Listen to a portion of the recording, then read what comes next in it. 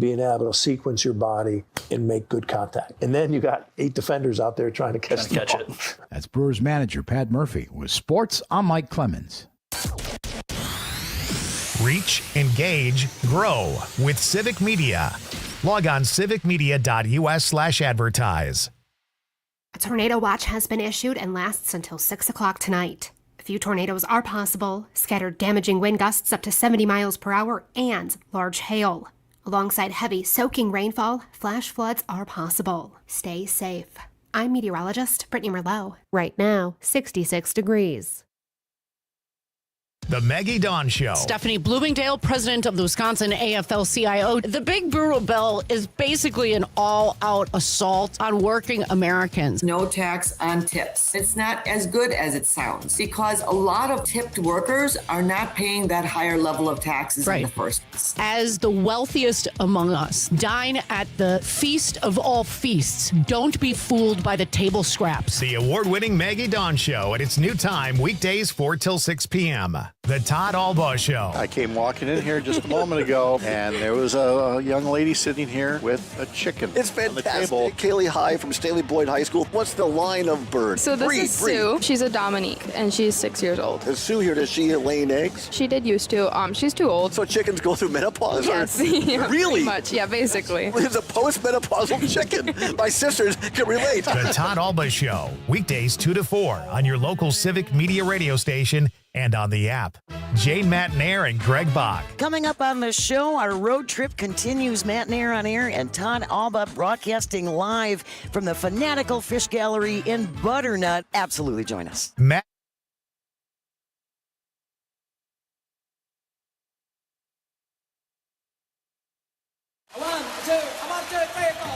Broadcasting live statewide from the Civic Media Studios in Green Bay. This is Nite with Pete Schwaba, your inside source on everything entertainment from Wisconsin to Hollywood.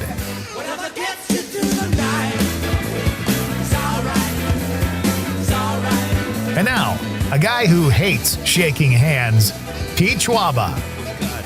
That took me back. We spent like a whole week on the shaking hands. Yeah, I think we decided that we're no longer shaking hands people.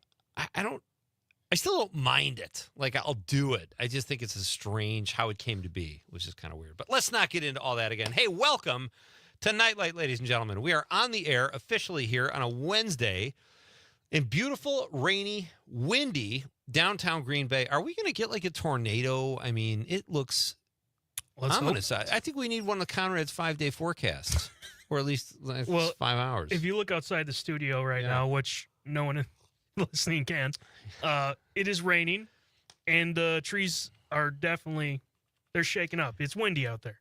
He's not the best color man in the business for nothing, folks. That is the voice of Conrad Krieger working the board tonight, meeting all your needs as listeners. If you have something to say and want to call in, Conrad will take that call. He will make sure I see your texts, and we'll be off to the races. So we've got a wonderful show here planned for you guys tonight. I hope you can leave the day behind. Whatever it had in store for you, whether it was politics, family arguments, bad drivers, whatever it is, kick back, relax, gather the family around the radio, and let's do some Nightlight. Let's talk about some movies and TV and music and comedy and all the fun things about life. And tonight, we're going to give you a little sports as well. We like to talk sports once in a while. You know what? Actually, we have not. I think it's been a long time since we've talked sports, other than the occasional comment here and there. But Mike Clemens is here tonight, Conrad. That's got to make you excited. He's one of your... I'm excited to talk about the Brewers because they have been really hot. He's one of your sports idols, and he's one of my just kind of life idols. I would say that too. Yeah. I look to Mike for a lot of things. What is the situation with the Brewers? Are they hot. Game behind the Cubs? A game behind the Cubs now. Okay. And, it wasn't too long ago where we were like 8.5 games back. Right. And now we're second place. I think we're fourth in the actual NL rankings right now. Yeah. So it's exciting time for Brewer baseball. Can they, and I'm asking this as a Cubs fan, can they sustain that though? Are they hot to the point where it has to cool, where the Cubs have kind of been somewhat steady? I guess they've had a couple hot streaks, but what's your take on that? these past couple seasons, we've been hot right away. And I think we've kind of melted off at the end, towards the end of the season, going into the playoffs. This year, we started out bad. True. Terrible. And with all the pieces we have, we put it all together, looking good right now. And I hope that we can just keep going, So who are the real Brewers? Somewhere in between? I think this year's a good shot to make playoffs and see what can happen. All right. Very diplomatic. We'll ask Mike at 6:35. I'm sure he'll have all the answers. Mike watched a couple cool things, too, that he posted about on Facebook. I want to ask him about one in particular, September 5th. I've seen that movie. Really good movie. And Mike saw it and really liked it. And I'm not surprised, given his journalistic background. But we'll talk to Mike about sports and about a movie he saw. That's all at 6:35. The Civic Media Sports Authority. Mike GoDaddy Clemens. I just added that in. I think Mike needs a name. GoDaddy's a brand. You know that, right? That's true. I can't do that. Mike Hop to It Clemens. Mike Do It All Clemens? Mike, if Mike's listening, he's like, I really don't need a nickname, guys. Thanks. Let's stick with Civic Media Sports Authority because that's what he is, and excited to talk to Mike at 6:35. And then tonight, we sat down with Frank Hermans yesterday, and we're going to play that interview tonight at 7:20. Frank is always so much fun. He has dress rehearsals all week for his new show called what is it called again? In the Scray. On the Scray Hill. I found my thrill on Scray's Hill. Found Yes. my thrill on Scray's Hill. I love that. And it's a new show. Frank is very prolific. He puts out a lot of different shows every year. They typically crush at the Meyer Theater here in beautiful downtown Green Bay. The Meyer Theater is an absolute treasure. And I don't know if, how many cities the size of Green Bay have a theater that size or with that much history and charm and beauty, but it is an absolute treasure. And Frank he crushes. All of his plays crush at the Meyer, and he has one opening tomorrow night. We'll talk to Frank about that when he is here retroactively at 7:20. So there's your show. That's a show, Conrad, right there. Yeah. We've got Conrad's weather updates. We've got Frank and Mike, and we're going to be talking about should we just do the question? It's a couple minutes early, but I think it's good. I think people can have fun with this. Let's do it. So let's do this. Here's the Civic Media Nightlight question of the night. Let's talk about the question. Okay, question. Question. Pregunta. Question. Question. Hey, I have a question. Questions? This question. Domanda. Question. Question. Questions. What is your favorite Will Ferrell movie? It is Will Ferrell's birthday. Today is the actual day, ladies and gentlemen. And, like I said, I think I said this last night, and not rarely, but occasionally, we have an actor or actress that has such a track record, such a resume, that we can make this the question of the night. And Will Ferrell has an incredible body of work. And I need to specify this because it's actually, what is your favorite Will Ferrell movie or role is our question of the night. So happy birthday, Will Ferrell. Let us know what you guys think. 855-752-4842. 855-75-CIVIC. What is your favorite Will Ferrell movie or role? So there you go. Let's have fun with this one. Always more fun when you guys are part of the show. Text us, call us. We'll put you on the radio, either your words or your actual voice, and let us know what your thoughts are on Will Ferrell. And you can share anything you're thinking throughout the course of the show. You're welcome to contribute. Do you have one? Yeah, actually, I posted it on social media under the Facebook. Yeah, I got the question. I got the responses right here. I did not post mine for some reason. I think he's absolutely hilarious in The Other Guys as Detective Alan Gamble. And his wife, Sheila, where you're like, wow, good for him. Good for him.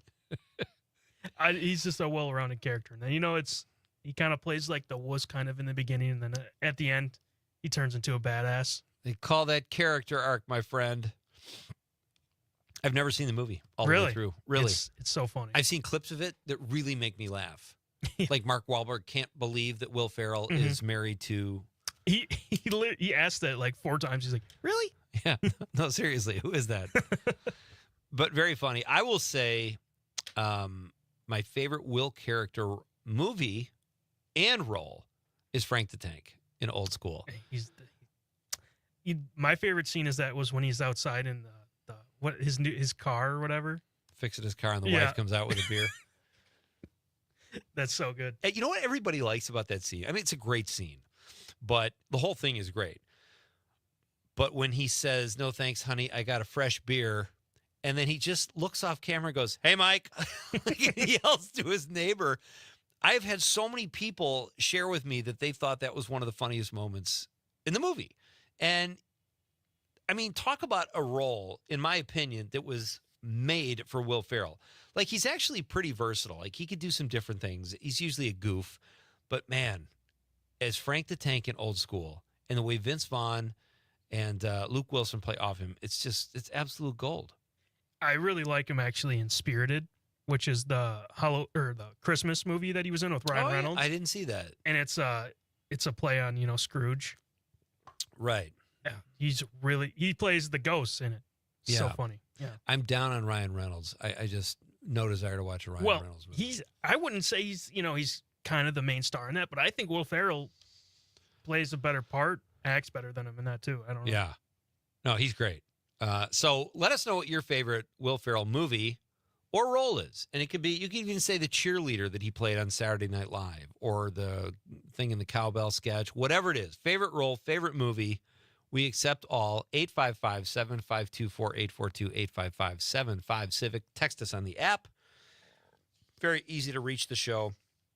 We are on statewide, so you can click on any one of the stations you're listening to and fire away. Also, we are on the stream. If you're watching on YouTube, Facebook, or X, Twitter, you can send us a message there on the stream, and we will read it on the radio. Let's have some Will Ferrell discussion. You said you saw this movie, John Cena and Idris Elba. Love Idris Elba. I liked John Cena. I'm kind of souring. I think we're getting too much John Cena overload. He can be fun, but he's popping up a little too much. And I want to say, all right, that's enough. Pace yourself. But what was it called? Heads of State, right? Head of State, yeah. And, Idris Elba plays I forget what his title is, but UK, he's the main Prime Minister, yeah. Yeah, and then John Cena plays the president, which is hilarious. Okay. Which could happen. But it's funny is that he was a movie star that turned into the president. That could never happen. Oh, wait a minute. Sorry, it already has. So let's just say in it, Elba kind of like makes fun of him doing like roles in, the movies that he's done, but also being the president. He plays more of like a strict guy, and John Cena's like kind of like, oh, whatever, kind of fun, But then, these guys want to make, I don't know, catastrophic events happen.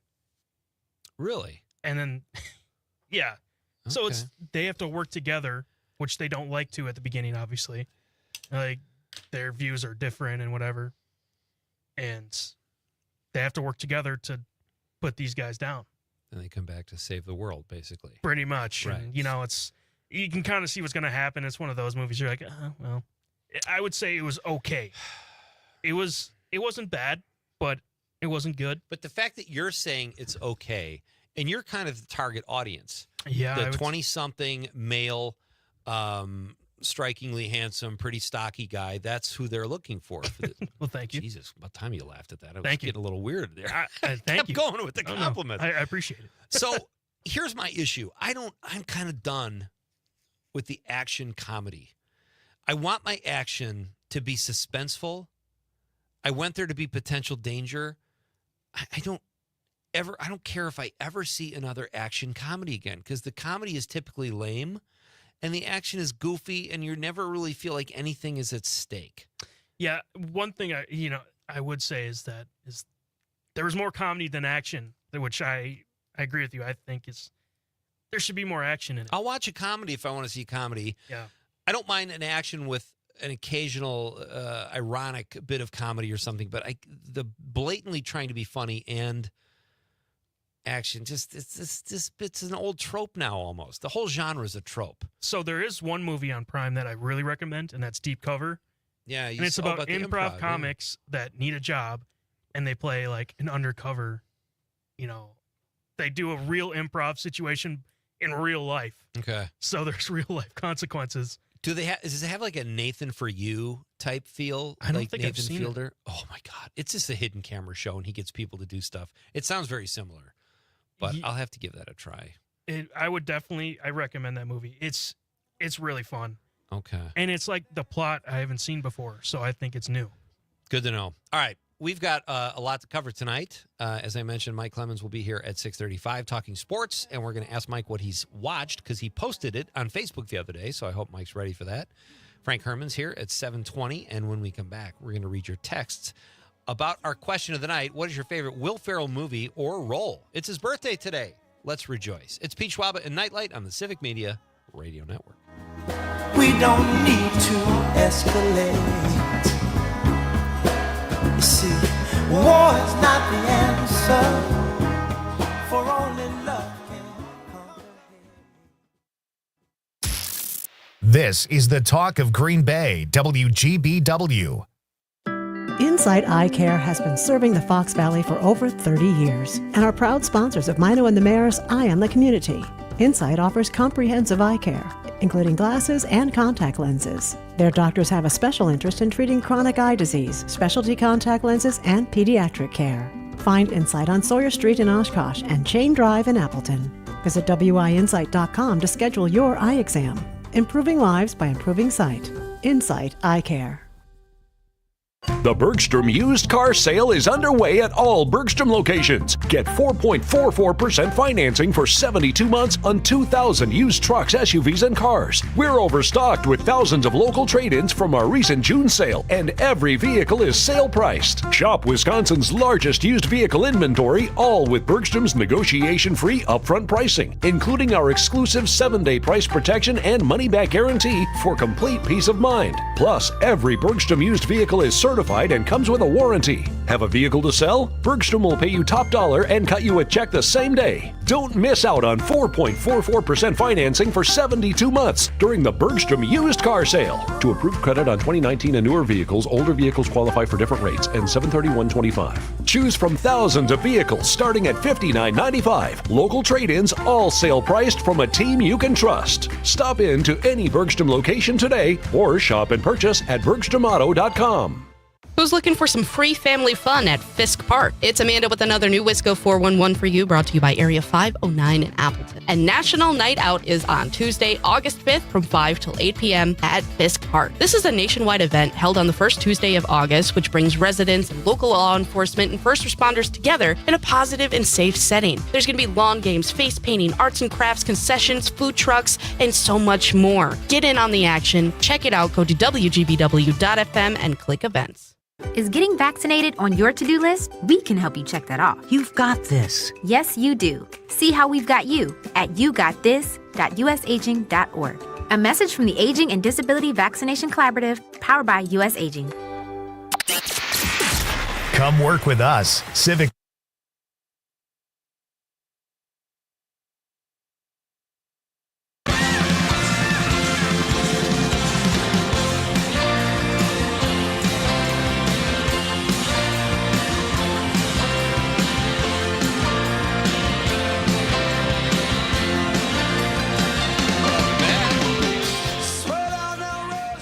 Let's do it, folks. It's Wednesday night. It's a beautiful night in the state of Wisconsin. A little rainy, a little windy here in Green Bay. In fact, that's a frightening amount of wind out there. I don't know. Yeah, I looked on the weather app, which is, isn't great, but said there's a flood watch out here in Green Bay. Really? Yeah. Oh, that's exciting. It's supposed to rain for the rest of the night. So I'm not a tech guy, but we have an antenna, I assume. Are these winds going to knock over our antenna, or is the antenna, have they progressed since the 80s? That's a great question. Thank you. That's what I do. I'm a producer, not an engineer. So, well, you should I don't know more about this stuff than me, though, Conrad. Okay, so our question of the night, folks, is in honor of Will Ferrell's birthday, which is today. What is your favorite Will Ferrell movie or role? And mine are one and the same. Frank the Tank from Old School. Conrad says it's The Other Guys. And what's his name? Detective Alan Gamble. That's a great name. Let's go to the social media responses first. We've got, Conrad Krieger. You just answered that, so I don't have to read that. Thank you for saving me the 4 seconds. You're welcome. Daniel Wheeler says, Phil Weston in the movie Kicking and Screaming. Hilarious movie. My favorite scene is when Will Ferrell's character belittles Mike Ditka by clarifying Ditka is the assistant coach and his only 2 jobs are backing up the coach and getting juice boxes. I forgot about that.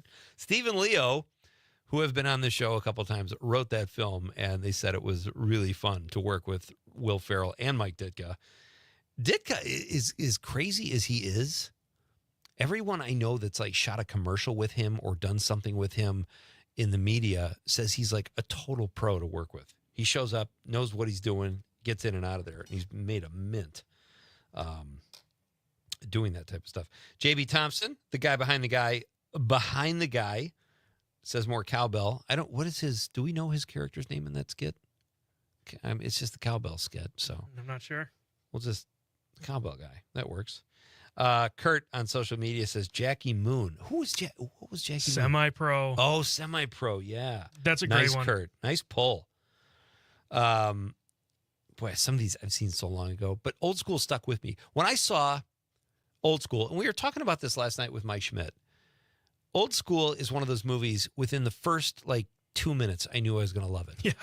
And it's like Todd Phillips setting the stage, and then his girlfriend comes, the nude people come out of the bedroom. The terror of catching the early flight home. But when the cab driver's funny. I mean, Matt Walsh asking him if he can have his tickets for the mixer I love that kind of everyday stuff. It's just so great. So Old School is definitely mine. But text us on the app, on the text line, 855-752-4842, or on the stream, and we will read your text on the radio. Let's have some fun with Will Ferrell tonight. Going to the text line, Tony the Trucker. He's in the 608. He says, Pete, sorry to say he is my least favorite actor. Doesn't matter what role he plays. I think he is terrible. I think everyone has an actor they dislike. I think we have a new question of the night for tomorrow night or Thursday. We'll figure that out. That's a great point, Tony. And you know what? You're absolutely right. It is all subjective. My dad cannot stand Will Ferrell. I don't think he's a master thespian by any stretch, but I do think in the right role, he's hilarious. You know, there's an actor I already have in mind. Really? That you can't stand? Mm-hmm. Who is it? Josh Gad. Why is that? That's I interesting. just think he's annoying. That's really interesting. I don't totally disagree with you. I just think every role he plays is not sufficient. It's just kind of, I don't know. It's interesting. He's always got kind of a weird look on his face, too. I'm not kind of, it's not a physical thing. I just, no, I'm serious. But he always has this expression. So I don't totally disagree with you. It's interesting you said that. So we'll have to catalog that. Conrad, take a memo. Sounds good. We will keep that. Thank you, Tony, for the question of the night suggestion. And you know what? Frankly, Will Ferrell probably doesn't like you either. Wouldn't it be funny if Will Ferrell texted and said, I don't like the way Tony trucks. I think he's one of the worst truckers. I think Will Ferrell's is potato. You think he's a couch potato? I think so. I think it would be so funny if we got the comp was Will Ferrell is to acting what Tony the Trucker is to trucking. Oh. Or Will Ferrell wishes he could be to acting what Tony Trucker is to trucking. Because Tony the Trucker is a listener. I'm always going to side with the listener, right? Jameson in Pennsylvania, he's in the 814. He says, Stranger Than Fiction or Everything Must Go. Both more serious roles, but he gets the job done so well. That is like the anti-Tony text. That's great, Jameson. Thank you, buddy. Everything Must Go is hilarious, actually. Never seen it. I have never seen it. It is a serious role, but I think he plays a funny part in that. Anna from Madison says, hi, Pete and Conrad. My favorite Will Ferrell role is in an SNL sketch, The Spartan Cheerleaders. I knew somebody was going to say that. He played Craig along with Sherry O'Terry. They were hilarious. I thought Molly Shannon was the other. Was it? I don't remember that sketch, eventually? To be honest. Yeah, it's funny. It's just him being over the top and kind of crazy. Jewel in Cross Plains says, AKA Gator Conrad. Oh, what's that? Was he in semi-pro? Was that in semi-pro? Was he Gator? I'm not. Maybe that's Josh Gad. Is that his nickname? I actually, we need some clarification. We got to go to the Google. Thank God for the Google. What did radio people do before the Google? Because, look, I haven't seen every movie. I'm a fan. So you could text in a fake Will Ferrell character, and I might just believe you. Thank you for the text, though, Jewel. In the 920, Jameson says, finishing right now. Does that mean he's finishing the movie? He says, oops. So maybe that was a mistext. He's meant to text his wife or his something or other. That's okay. Mistakes are made. All right, Mike Clemens is coming up after the news, folks. Mike has seen a movie I'm going to recommend to you and a documentary that I haven't seen yet, but Mike has. And I'm very excited to see it. We'll tell you what that is after the news. And, of course, he's the sports authority. He's going to give us an update on the Brewers and the Packers. That's all coming up next after the news. It's Nightlight with Pete Schwaba on the Civic Media Radio Network.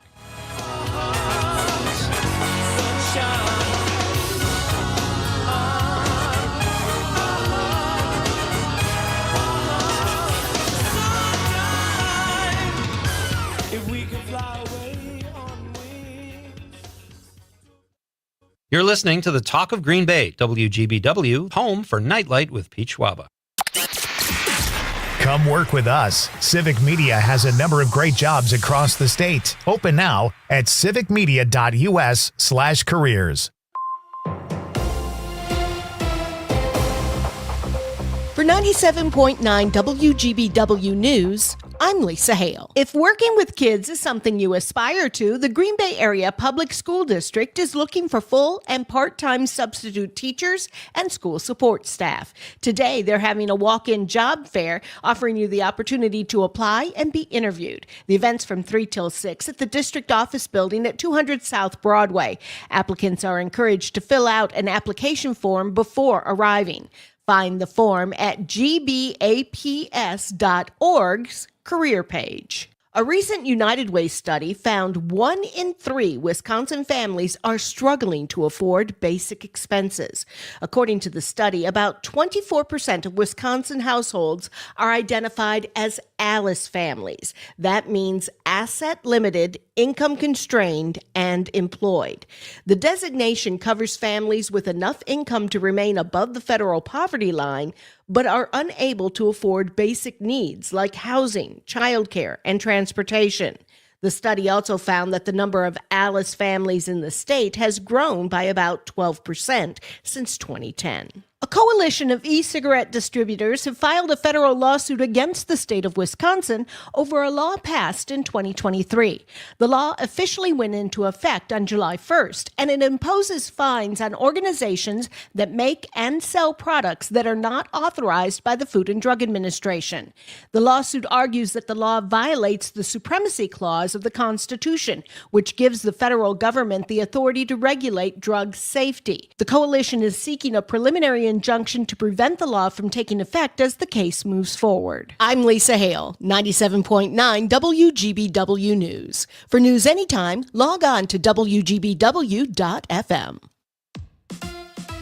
On your entertainment beat, I'm Pete Schwaba. The Emmy nominations for this year are in, and if you like to laugh, here are some shows you may or may not have seen that could be worth checking out. The nominees for the Best Comedy Series include Abbott Elementary, The Bear, HBO's Hacks, Netflix's Nobody Wants This, Only Murders in the Building, Apple TV's Shrinking, and The Studio, and the offbeat cool What We Do in the Shadows. Nominees for Actor in a Comedy Series include Adam Brody for Nobody Wants This, The Studio's Seth Rogen, Jason Segel in Shrinking, Martin Short in Only Murders, and Jeremy Allen White for The Bear. Outstanding actress nominees in a comedy series include Io Edeberry from The Bear, Jean Smart from Hacks, no surprise there, Kristen Bell from Nobody Wants This, and Quinta Brunson from Abbott Elementary. For more showbiz fun, tune into Nightlight with me, Pete Schwaba, weeknights from 6 to 8 p.m. on the Civic Media Radio Network.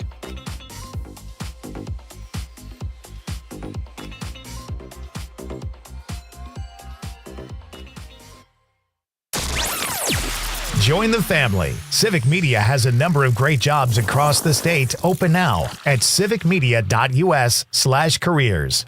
I'm meteorologist Mace Michaels. Showers and thunderstorms around this evening, mostly cloudy overnight. Cooler lows in the upper 50s. For tomorrow, early clouds, then some sunshine for the afternoon. A refreshing day with highs in the low 70s. Dry Friday, then some rain Friday night and Saturday. Currently at 64 degrees.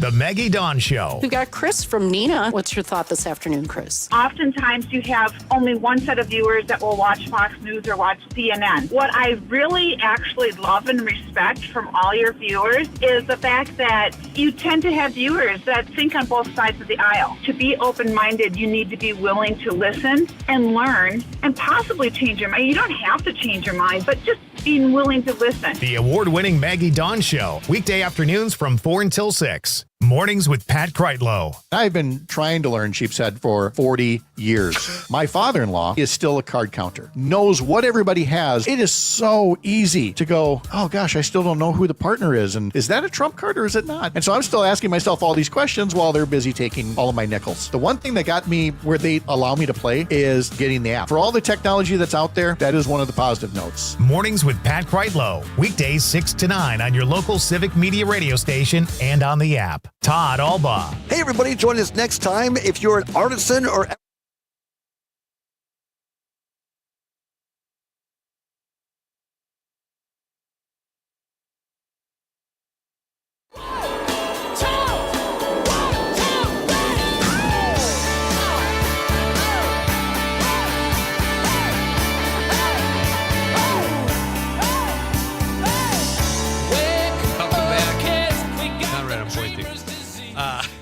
This is Nightlight with Pete Schwaba. It is great to have you with me tonight. What a gorgeous night to sit inside and listen to the radio. Gather the family around, and let's do this right. We are excited. We have a great question tonight. What is your favorite Will Ferrell movie or role? It is Will Ferrell's birthday. He's 92. Looks great. So let us know. We've got some great texts. And I want to say, too, I have to clarify this. Tony the Trucker, when I said he was the Will Ferrell of trucking, I think he's gone above and beyond. He says 52 years and over 3 million miles and still going. That's insane. That's a lot of miles. That's like Forrest Gump of trucks. Tony, be safe out there, buddy, and thank you for your great texts throughout the course of the show. Love having you as a listener. Right now, folks, we're about to welcome a guy. We tried to come up with a nickname for this guy earlier in the show, but he already has one.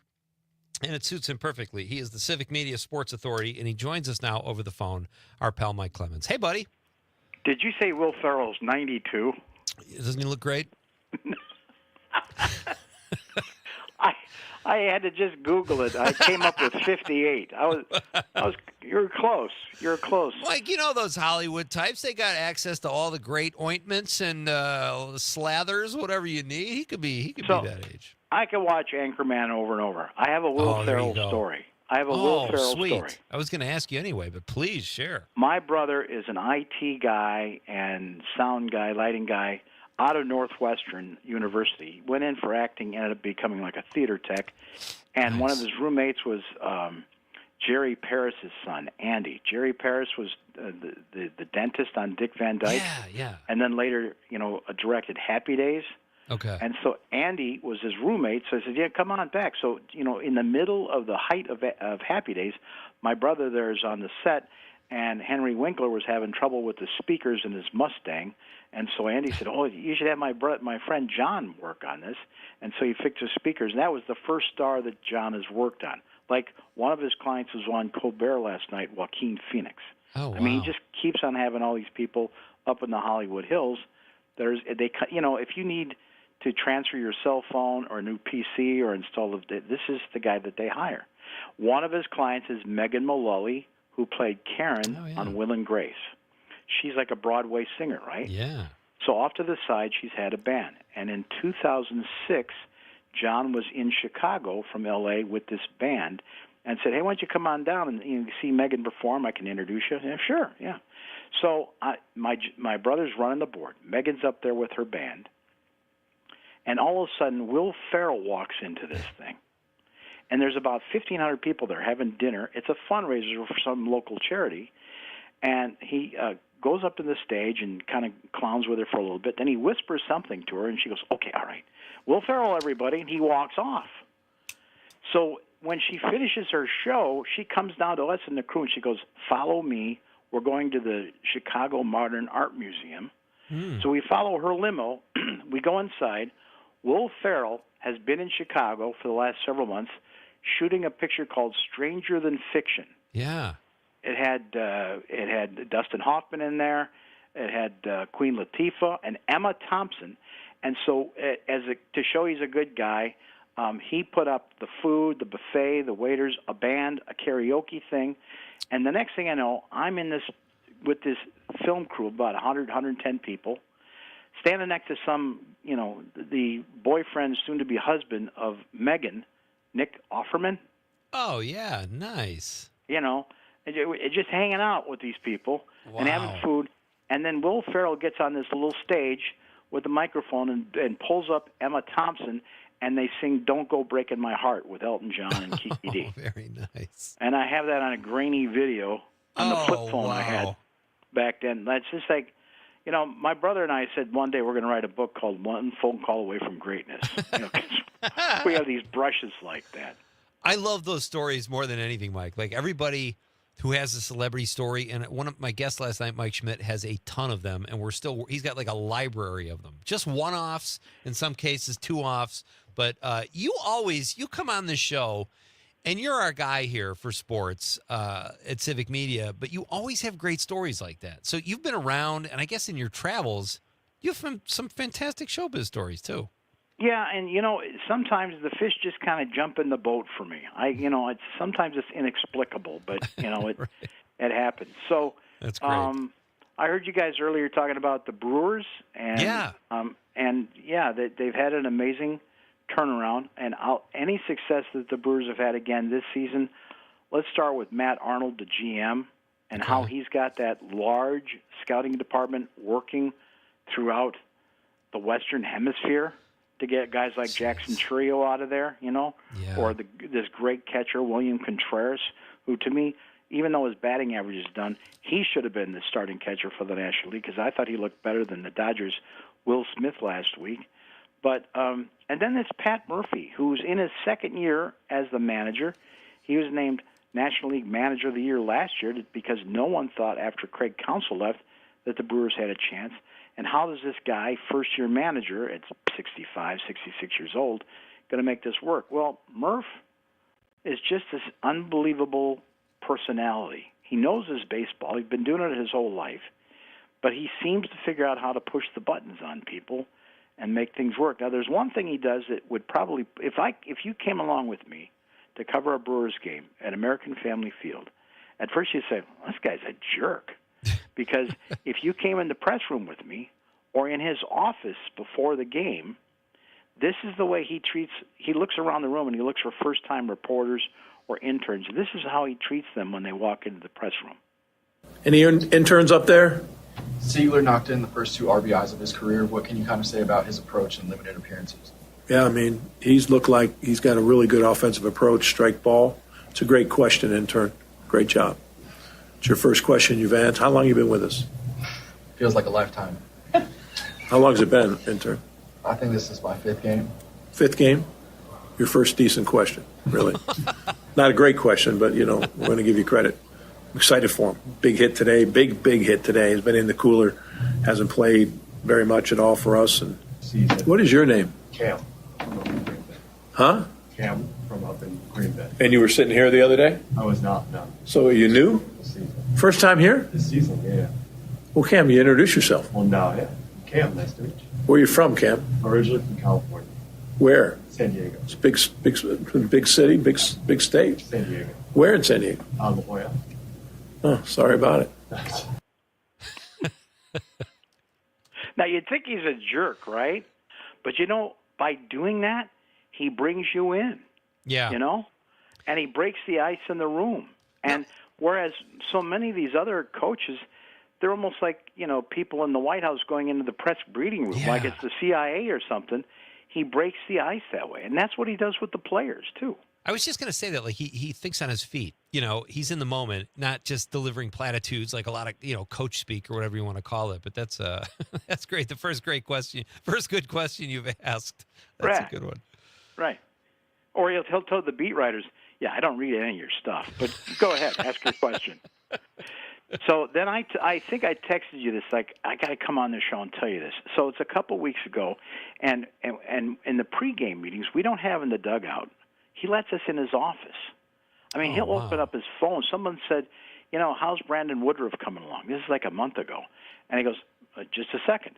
And he gets out his phone, Pete, and he starts reading the emails from the trainer directly to us.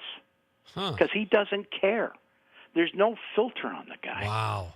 I mean, all these other guys are so prepared, or they give you vague answers. He just because you know what? He knows it doesn't make any difference. What happens on the field tonight with, bats and pitches and all that, that's what matters, whether or not you're going to win the game. Not whether, he's a month away or a week away or whatever.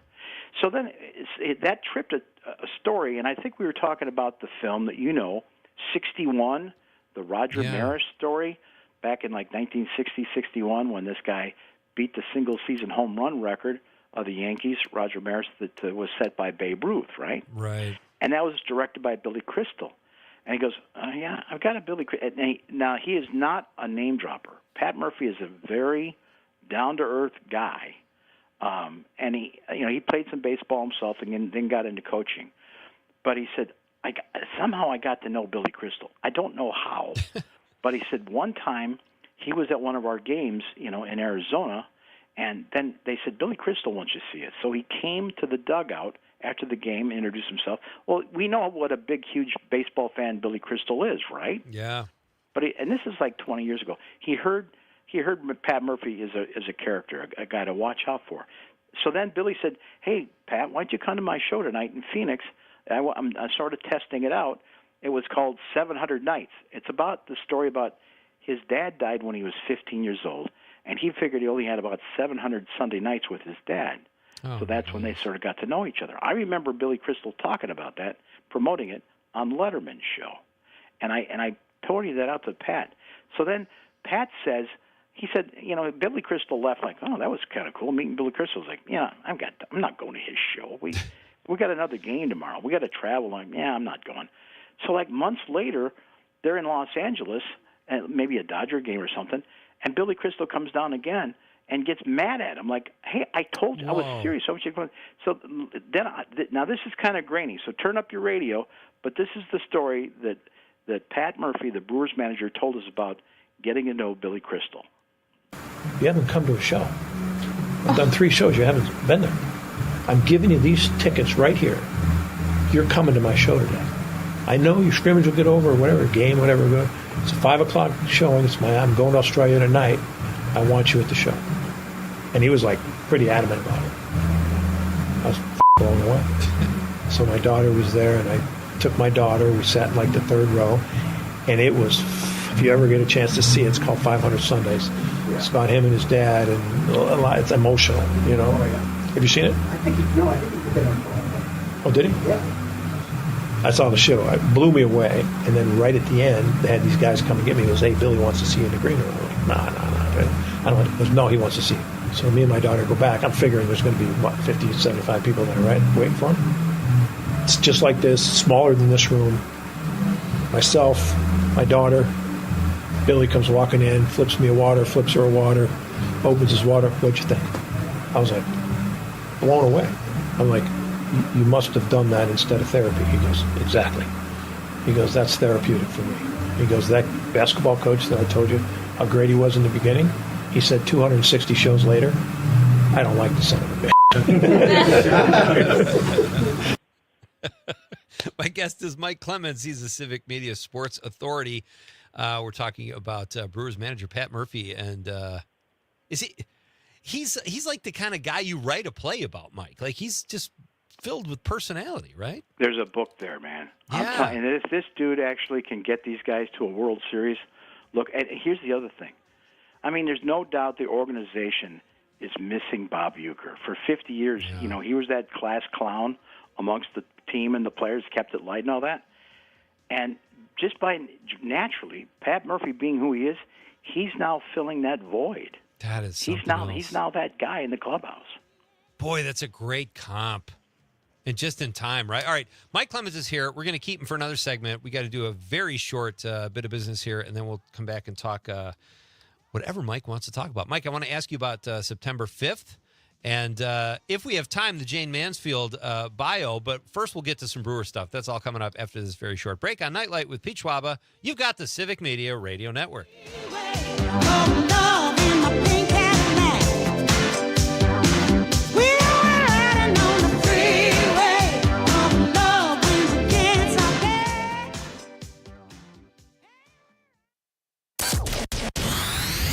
Reach, engage, grow with Civic Media.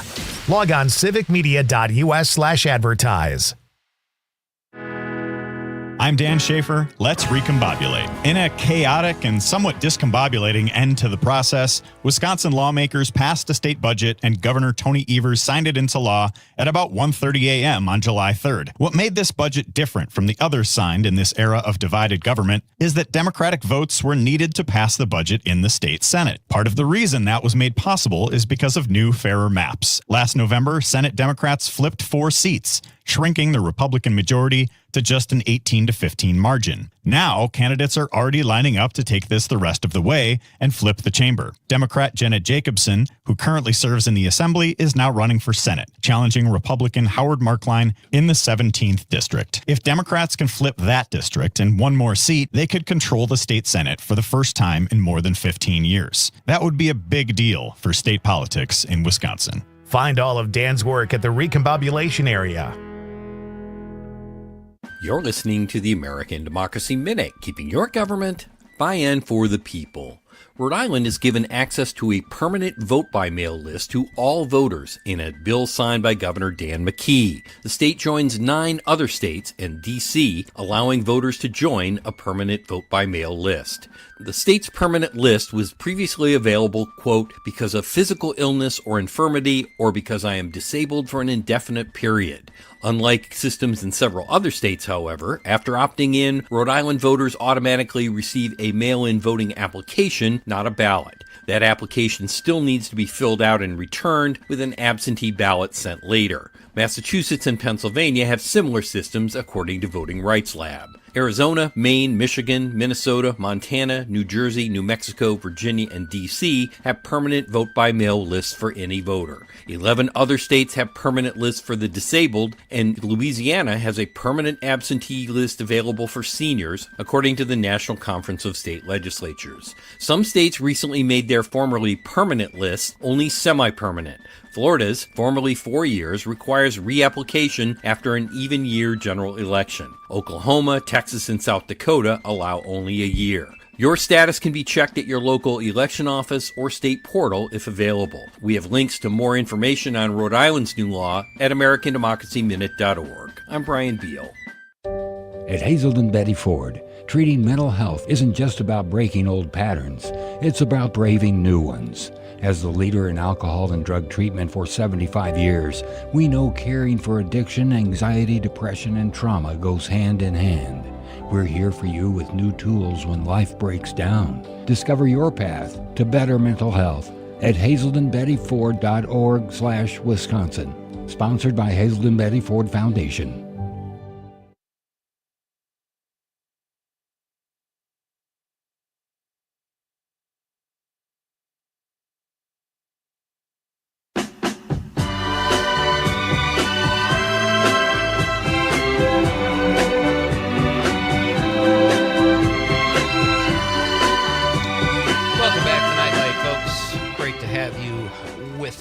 On this, well, it's a Wednesday night for sure. Coming up at 7:20, Frank Hermans will be here to talk about his new show, Found My Thrill, on Scray's Hill, a Green Bay landmark, if you will. Frank, we sat down with Frank yesterday. We're going to play that whole interview at 7:20. He sings, he's funny, he's Frank, and he'll be here at 7:20. Right now, we have a few more minutes left with our pal, one of the hardest working men in the sports racket, and that is Mike Clemens. He's our Civic Media Sports Authority. Mike, I think I said we would talk about the Brewers when we came back. I meant the Packers because training camp opens very soon. Did you feel like you had a little bit of a rest? Not much, Yeah. but, hey, that's a good thing, man. Listen, I know that, fans get frustrated that the Bucks were one and done in the playoffs, or they had their hearts broken again last year at the end of the Brewers season and all that. But except for the Cubs in Chicago right now, which are now in first place. And as Conrad was pointing out earlier in the hour, the Brewers just a game behind them right now. Yeah. I mean, it sucks to be in Chicago. The White Sox, the Blackhawks hockey team, the Bears Mountain, that could be exciting now with Ben Johnson as a new head coach. And Caleb Williams is the real deal at quarterback. But listen, this, for me, to be able to cover the Packers, and as strong as that team is, the Brewers and the Bucks, as long as they've got Giannis, and the biggest thing that is the question mark right now is if Luke Fickell can kind of save his job, even though he just got an extension with the Badgers football team. But Greg Gard is doing a phenomenal job, all things considered, with the men's basketball team over in Madison. But, a week from tonight, we'll be talking about Packers training camp. And I know there's some people that are like, oh, my God, I'm just getting into summer. Oh, not football. And it's like the old George Carlin bit, football's on a gridiron, baseball's at a ballpark, Right. That kind of thing. But that's just the way it is. But you know what? That's what it takes to get ready for a football season, is about 6 weeks of training camp before you get into this long 17 and soon-to-be 18-game regular season. So the big thing we're watching for is the changing of the guard. Mark Murphy stepping down, and Ed Policy will be the new guy. And the big question that we had of him, because we got a chance from Civic Media to interview him, was, by the way, what are you going to, you got Matt LaFleur, your head coach, and Brian Gutekunst, your general manager. Their contract is up in about 2 years. Will you renew that now, or no, we'll wait till the end of the season, which is like, okay. Right. So it'll be a prove-it year for the new boss. Wow. Boy, that's something. That's a lot of pressure. Jeez. Yeah. Mike, you mentioned the Badgers and Luke Fickell and Greg Gard.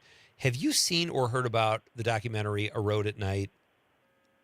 No. Okay. But I've heard you guys talking about it. Yeah, it's great. You'll have to, when it comes out on streaming, I'll send you a link or something. But John Roach, a Madisonian, put it together. Oh, I'm familiar with John. I've never met John, but I'm familiar with his work, yeah. Yeah, he created the show. I don't know if we've talked about this before, the Sports Writers on TV, which when I was in college in Chicago, that was the first. It was pre-sports radio. The old guys with the cigars and the hats talking. Cupson and those guys. Yeah, and the guys from the Tribune and Gleason, the Sun-Times. Yeah, excellent show. It was so great. I remember as a college kid watching these old guys smoking cigars, talking sports, and now he made a great documentary about Badger basketball and the passing of Howard Moore, that horrible car accident. But it will never make you.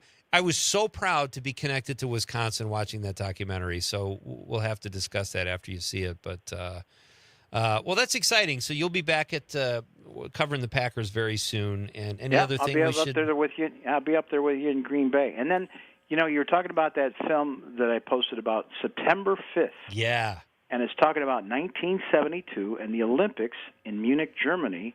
And ABC was there, and they had this new producer named Rune Arledge, being just cutting edge and invented all kinds of things we're using in television 50 years later. And then all of a sudden this news breaks out that there's these terrorists that have attacked the Israeli wrestling team, and they're holding them hostage.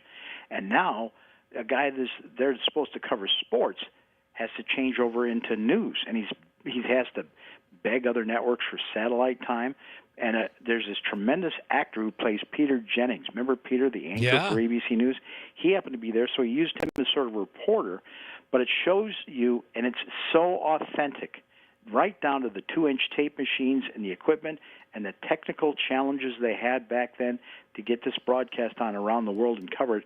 And then the ethical questions like, okay, now you're going to go live, and you got Peter about 200 yards away with binoculars.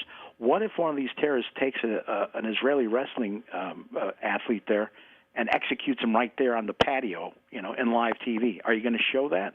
And so check that out, September 5th on HBO. It's an excellent documentary, and it shows the way it's supposed to be done, covering news or sports. I saw it, Mike, and right when it came out, and I was blown away by the cover into the layman, and I consider myself that because I'm not a news guy. Just the controversy of letting a sports crew cover this tragedy, like that was a big deal. But the look of the movie was great.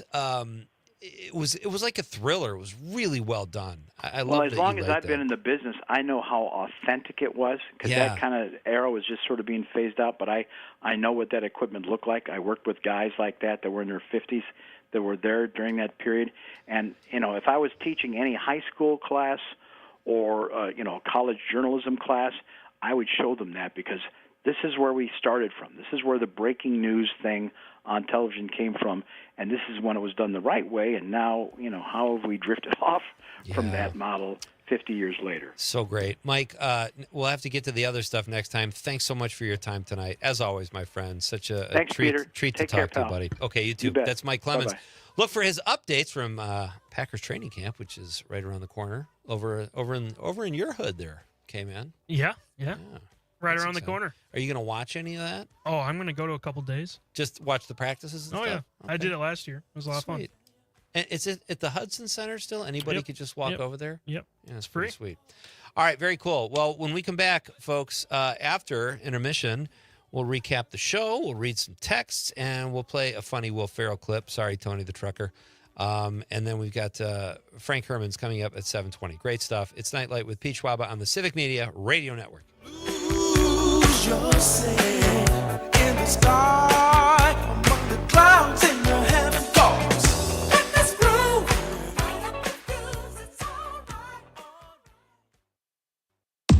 This is 97.9 WGBW Denmark, Green Bay's real news and great conversation, a Civic Media radio station. ABC News, I'm Dave Packer. President Trump slamming some of his own supporters who are outraged over his administration's failure to release more Jeffrey Epstein case files. The president saying his, quote, past supporters have brought this bull, calling it a hoax. But ABC's Jonathan Karl says a growing number of Republicans are now backing a push to hear from an Epstein associate themselves. This is something we're hearing from some pretty senior Republicans. Josh Hawley, the senator from Missouri, Mike Lee, senator from Utah, both very much Trump allies, say that they would like to see Ghislaine Maxwell testify before Congress. The Senate pushing ahead on a rescissions package that would codify some controversial DOJ cuts to public broadcasting and USAID, clawing back some $9 billion. President Trump's crypto agenda paralyzed in the House. Some Republican holdouts saying they're against central bank digital currency, and it's unclear exactly what they would be authorizing. This is ABC News. Rebuilding and refreshing local radio one station at a time. This Civic Media radio station is proud to be a part of your community. Learn more at civicmedia.us. For 97.9 WGBW News, I'm Lisa Hale. School districts across Wisconsin are facing budget dilemmas following passage of the state's new biennial budget and from funding freezes at the national level. Last year, a record number of referenda from local school districts were on the ballot to fund everything from capital projects to operations. Green Bay Area Superintendent Vicki Bayer said districts are cutting to make ends meet. We've closed and consolidated 3 schools. We've reduced staffing, including 10% of our administrative staff. We've reduced department budgets. We've been at this for 3 years now, and it continues to be a challenge. Bayer said the same is true for districts across the state. They're all having conversations about where else can we possibly cut before we start hurting our children. That's across the state for public schools. You will see more schools closing in the next year. In the spring election cycle, 94 referendums were placed before voters. In 2024, a total of 241 referenda were considered. Meanwhile, Wisconsin Attorney General Josh Kaul is suing the Trump administration over frozen education grants. Kaul, along with 20 other states, is challenging the White House for stopping the distribution of over $6.8 billion in funds for K-12 schools and adult education. The U.S. Department of Education informed states that it would not distribute title funding on June 30th. Wisconsin will lose at least $72 million in grants. Kaul says schools have already finalized their budgets with those grants in mind, and there's no room for losses like this. I'm Lisa Hale, 97.9 WGBW News. For news anytime, log on to WGBW.fm. The Bucks sign a new guard. Hi, I'm Mike Clemens with Sports.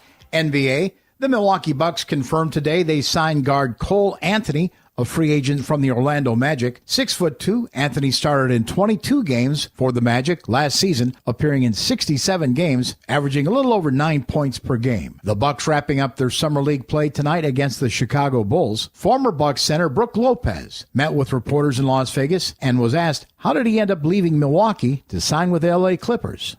When free agency came, everything happened pretty fast. Looking at my options, I was just thrilled the Clippers reached out and were one of them. They've been a great team for quite a while now. They have a ton of great players, obviously Hall of Famers, All-Stars, some great young players, and there's just, a great chance to win a championship here. NFL, Packers beginning to arrive in Green Bay. Training camp beginning a week from today. With sports, I'm Mike Clemens. As Wisconsin is saying the word bag instead of bag. This is the Civic Media Radio Network. I'm meteorologist Mace Michaels. Showers and thunderstorms around this evening, mostly cloudy overnight. Cooler lows in the upper 50s. For tomorrow, early clouds, then some sunshine for the afternoon. A refreshing day with highs in the low 70s. Dry Friday, then some rain Friday night and Saturday. Currently at 62 degrees.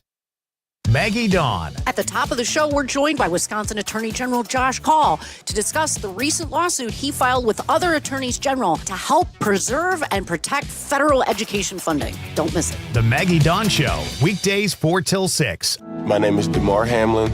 I play for the Buffalo Bills, and I play safety. CPR saved my life.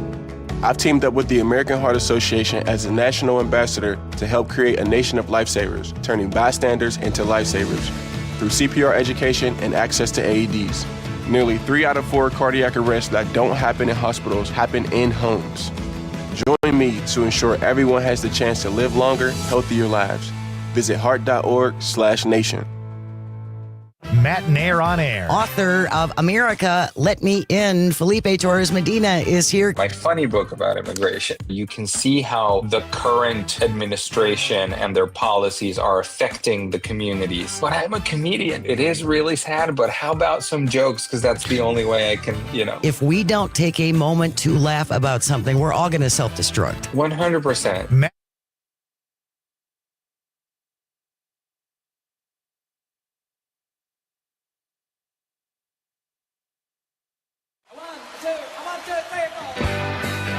Broadcasting live from the Civic Media Studios in Green Bay.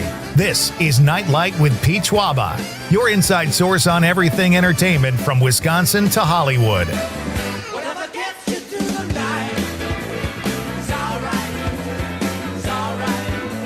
And now, a guy who loves the sin but hates the sinner, Pete Schwaba. Welcome back to Nite Lite, ladies and gentlemen.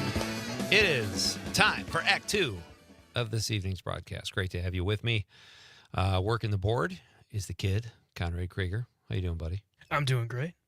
Have you had a mood swing since the first hour? You still think you can get through this? I'm thinking I can get through it, yeah. All right. I think you can, too. It's going to be okay. No doubt in my mind. We are having a lot of fun here tonight, folks. We talked to Mike Clemens in hour number 1. He gave us an update on the Brewers. They are red hot, only a game behind the Cubs. And Conrad and I talked a little bit about it'll be tough for them to keep that pace. Winning 80% of their games in the last 10, that you can't sustain that. But I would love a 100-win season. Is it still possible? Oh, yeah. Okay. Maybe. That could happen. I haven't done the math. No, we'll do the math. Get the slide rule out, and we'll go to town on that. We also talked about it's Will Ferrell's birthday. So our question of the night is, what is your favorite Will Ferrell movie or role? We've had a few varying, some dramatic actually, some comedy. I said Old School. Conrad said The Other Guys. And but let us know if you do want to text, folks. We have pre-recorded content starting in about 13 minutes. And that's our interview with Frank Hermans of Let Me Be Frank Productions. He has a new show opening down the street here in downtown Green Bay at the Meyer Theater, the beautiful Meyer Theater. So Frank, we're going to play. We sat down with Frank yesterday. He played a song. We had some laughs. He tried to get fresh I had to repel him. Conrad had to step in. It was awkward, but we got through it. And that is what you do in radio, ladies and gentlemen. Frank's interview will be played at 7:20 tonight. So if you do want to respond to tonight's question of the night, try to get it in the next 5 minutes or so we can read it before we jet.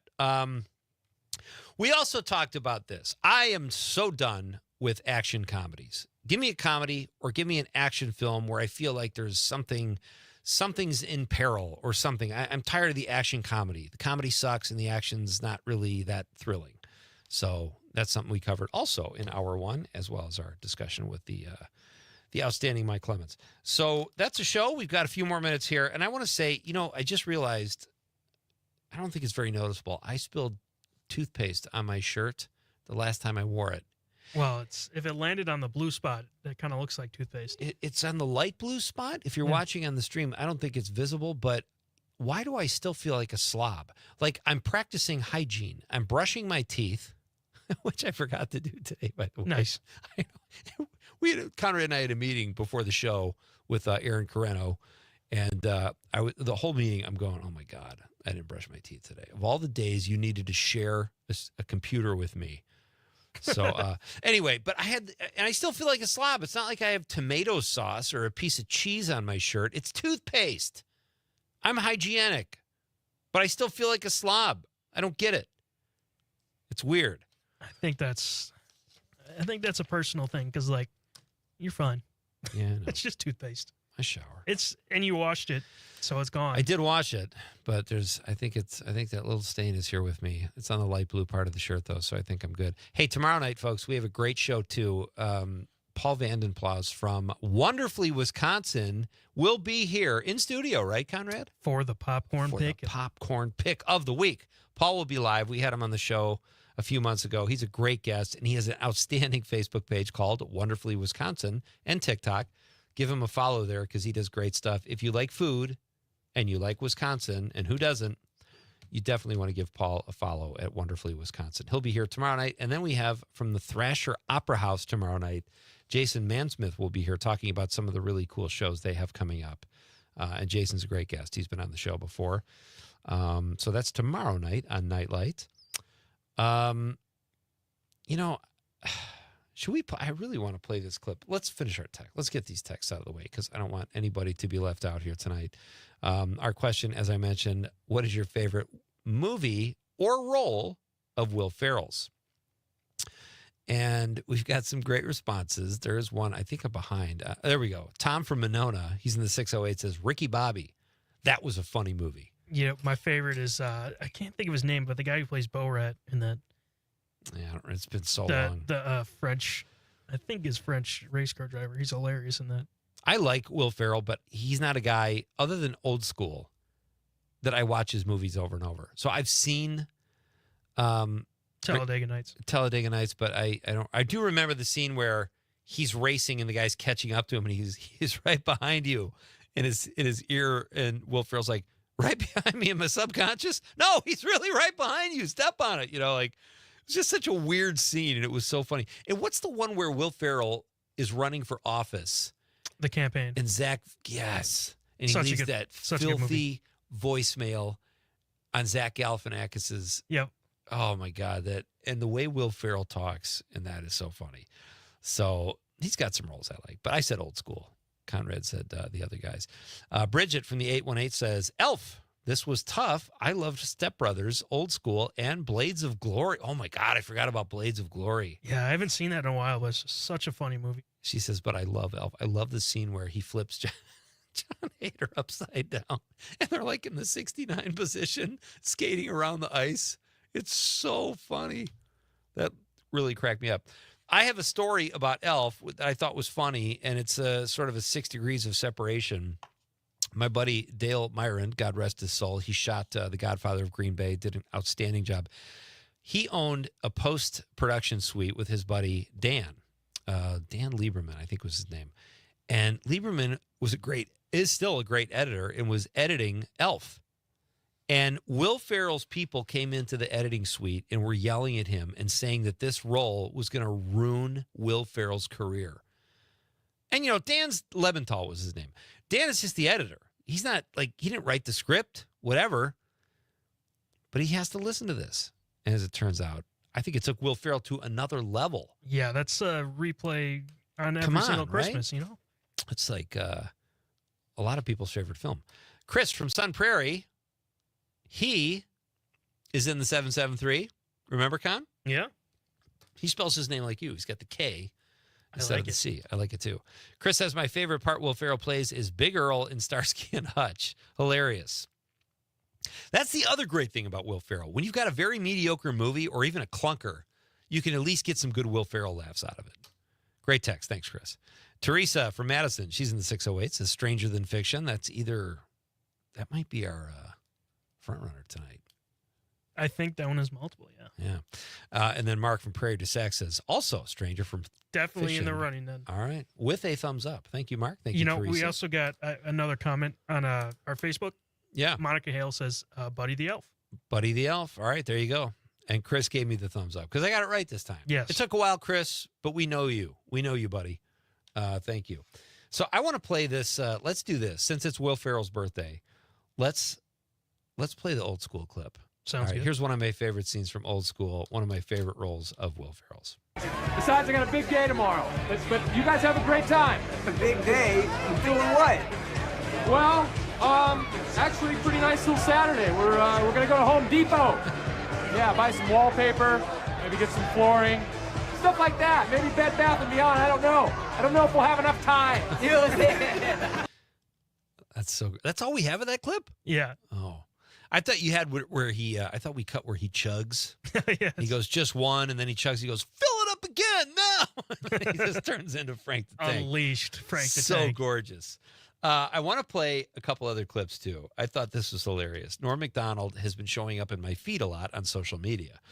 And I never met Norm when I did stand-up. I didn't do stand-up for that long, maybe 9 years, but our paths never crossed. But I have so many friends who I truly respect, who absolutely think the world of him. And I've rediscovered his stand-up, and he's so funny. And I found this clip on Conan, and I want to play it for you now. This is Norm Macdonald, before he passed away, obviously, on Conan. A wife went into a coma. Oh, sorry to hear that. And the doctor said to me, you won't hear this from any 1935 comic. He says to me, there's one way to wake her up, but it's a little unconventional. You go in there and you have oral sex with her. I said, by God. He says, I've seen it work. I said, well, I'm willing to try. So I go in there, I'm in there about 5 minutes, and I come out. I said, Doc, she's choking. I really wasn't sure we could play that, but you're right. There were no bad words in it.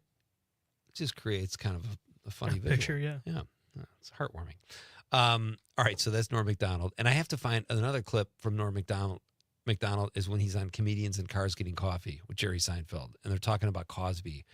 And if you Google it, folks, it's Norm Macdonald at his best, and Jerry Seinfeld just absolutely cracking up at him. But I have one more clip I want to play, and I've been sitting in this, and you know what, honestly, Con, I can't even remember why I clipped this.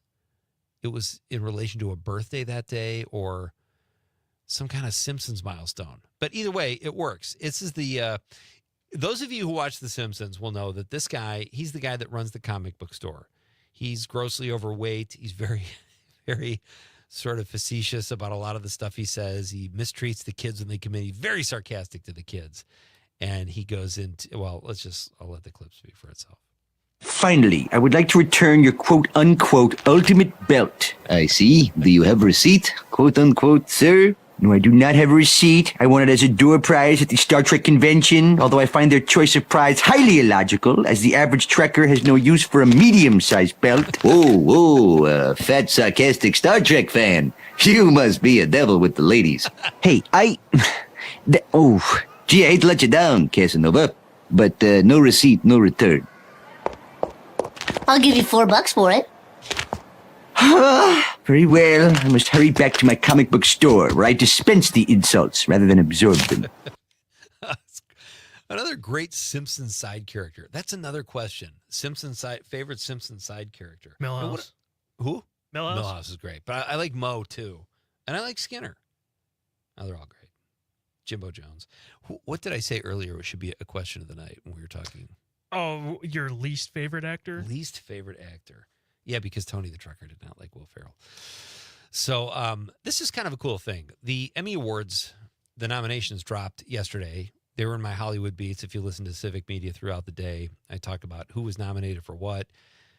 Harrison Ford, it's his first, and we talked about Harrison Ford yesterday. It was celebrating his birthday. Our question was, what's your favorite Harrison Ford movie? He got his first Emmy nod at 83. You know what to make of that? I mean, I feel like he should have got other ones, but... He would have. If he had done television. The guy's a movie star. He has made more great movies almost than anybody. So people were kind of making a big deal about this. How, it's his first Emmy nomination. Yeah, because he's been getting Oscar nominations and Golden Globe nominations and Critics' Choice and all this other stuff in movies. Has he done? Now I'm just thinking about, has he done other TV shows? I bet he has, but not probably early in his career. I mean, the guy was making huge bank at the box office. Also, I want to say, Kathy Bates, oldest nominee ever in the Best Actress category for an Emmy for, Matlock. So she's 77.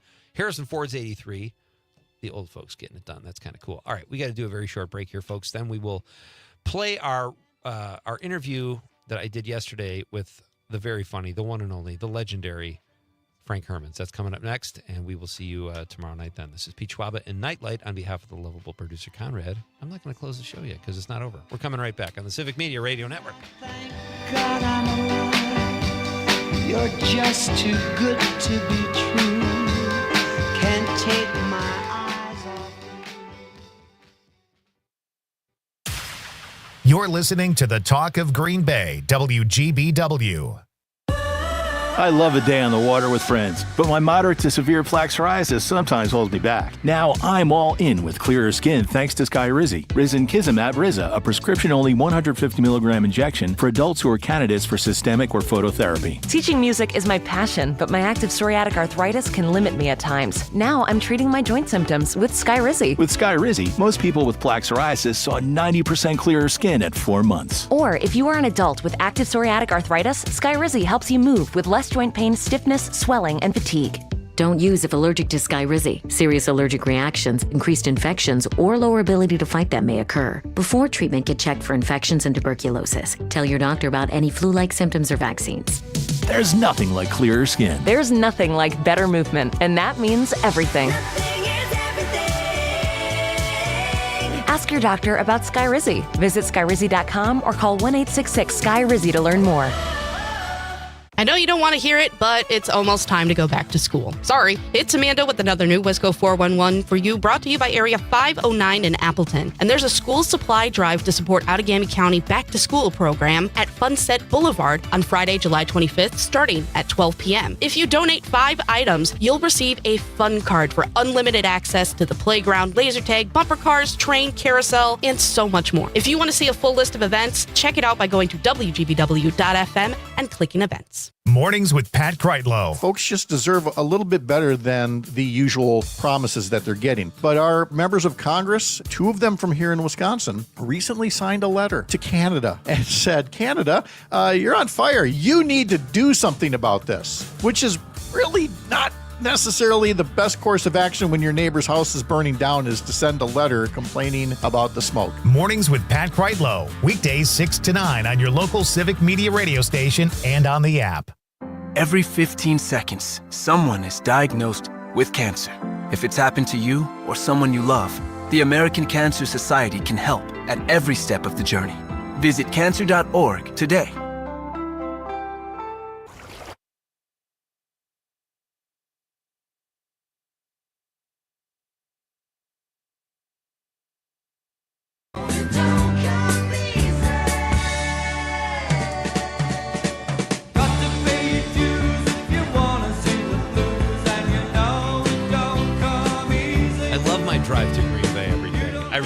You know, Marinette, it used to be when it was one lane the whole way. It was brutal. It would take hour and 15 minutes to get to Marinette. I can make it to Marinette from Green Bay in 45 minutes. Yeah, that's about. I probably don't drive quite that fast. I'm doing 67. It's Nite Lite with Pete Schwaba, by the way. Welcome back. Oh, sorry. I thought we just continued our conversation. No, that's all right. I like it. I kind of like that, but I should identify myself in Yeah. case people are flipping around. Who is Frank that guy? Hermans is here, What? ladies and gentlemen. Who? The legendary Frank Hermans of Let Me Be Frank Productions. And some of the stuff we were just talking about off the air, unfortunately, I can't share because it was great stuff. It was gold.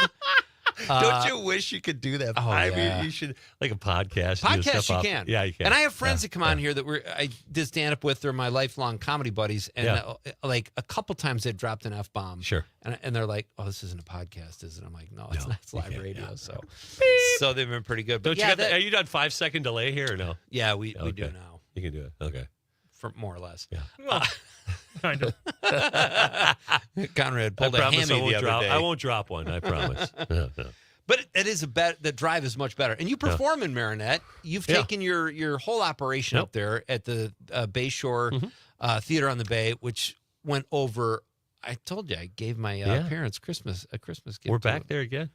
In February? In January. Yeah, January Oh, man. 31st. We're doing the tribute show up there again. Yep. Please tell me it's a Saturday. It's a Saturday. I'm in. Yeah, baby. Conrad, you're road tripping up. Yeah, We're yeah. hanging There we out go. with Let Me Be Frank. That I will like be it. really fun because last time I had my charity fundraiser thing I do every year. That's right. They were on the same night, but But that'll you be said fun. mom and dad, and they didn't go to your charity did. function, but they came to my function. They don't go to watch my filth. They don't want anything to do with my. No, I'm kidding. No, yeah, that just worked out great. It was a great Christmas gift because we saw at the Meyer, we saw your Christmas show, which I absolutely just loved. That was a really that night. I think I told you, Frank, kicked off. My son had just came home. My daughter was just home from Stevens Point, and the four of us went, and it started off our holiday season on the absolute greatest note. The seats were great. The show was outstanding. Yeah. We went and had dinner at Nagasaki, I think, or something. What a fun show. Well, thank you. Yeah. You're Are you invited already- every year. Wow. The Christmas show this year, I'm already thinking about it. It's kind of a Seussical type thing. We're doing it's kind of the Dr. Seuss thing. It's the who's versus the what's. Love it. And the Grunch may show up. Nice. So I don't get sued. That's so. Has anyone ever? You do such Yes, great I've parody. gotten so many cease and desists over the years. You just say okay. Yeah. You don't want to fight. It's that. a one-time $50,000 fine, especially with music. gosh. Yeah, if you use a grand rights song, yeah. That is the voice of Frank Hermans. Yes, of legendary. I paid many legal bills to find out these things. Don't come after him, folks. No. He's a very law-abiding citizen. Yeah, I'm a parody guy, man. It's like SNL. SNL gets sued all the time. I got sued a few times, but it is All what these it is. places do that kind of stuff. Yep. It seems like you should be able to get away with that. Yep. But either way, Well, you still got to pay your fees. Something cool on Meta. Get this. So I put a song up. It's called Rock and Roll Waltz, done back in 1960, okay? And I shared it, and then it goes, Meta is going to share your revenue with the artist that wrote this song. And I'm like, cool. I didn't even know I was, because I get paid. From Meta for so many views. Nice. I'm like, yes, that's the way it should be. Yeah. The artist that wrote that song is still collecting royalties on this. That gosh. song's over 60 years old and they're still getting royalties. Sweet. That's fantastic. I'm like, I just clicked I'm no problem. pirate. Continue. Yes, play that video. Let's talk. Okay, we can talk more about what you have coming up in the fall and the end of the summer and all that. But let's talk about your new show. I found my thrill on Scray's Hill. So you're not from this area. I'm not. So tell me what Scray Hill is. Scray's Hill is right outside of East De Pere. It's a hill. Back in the day, the Scrays owned it. Hilly Haven was up there, a ski hill. But it was a place that was farm fields. The Niagara Escarpment, which is a cool word, created that hill from the glaciers. It's the tallest point in Brown County.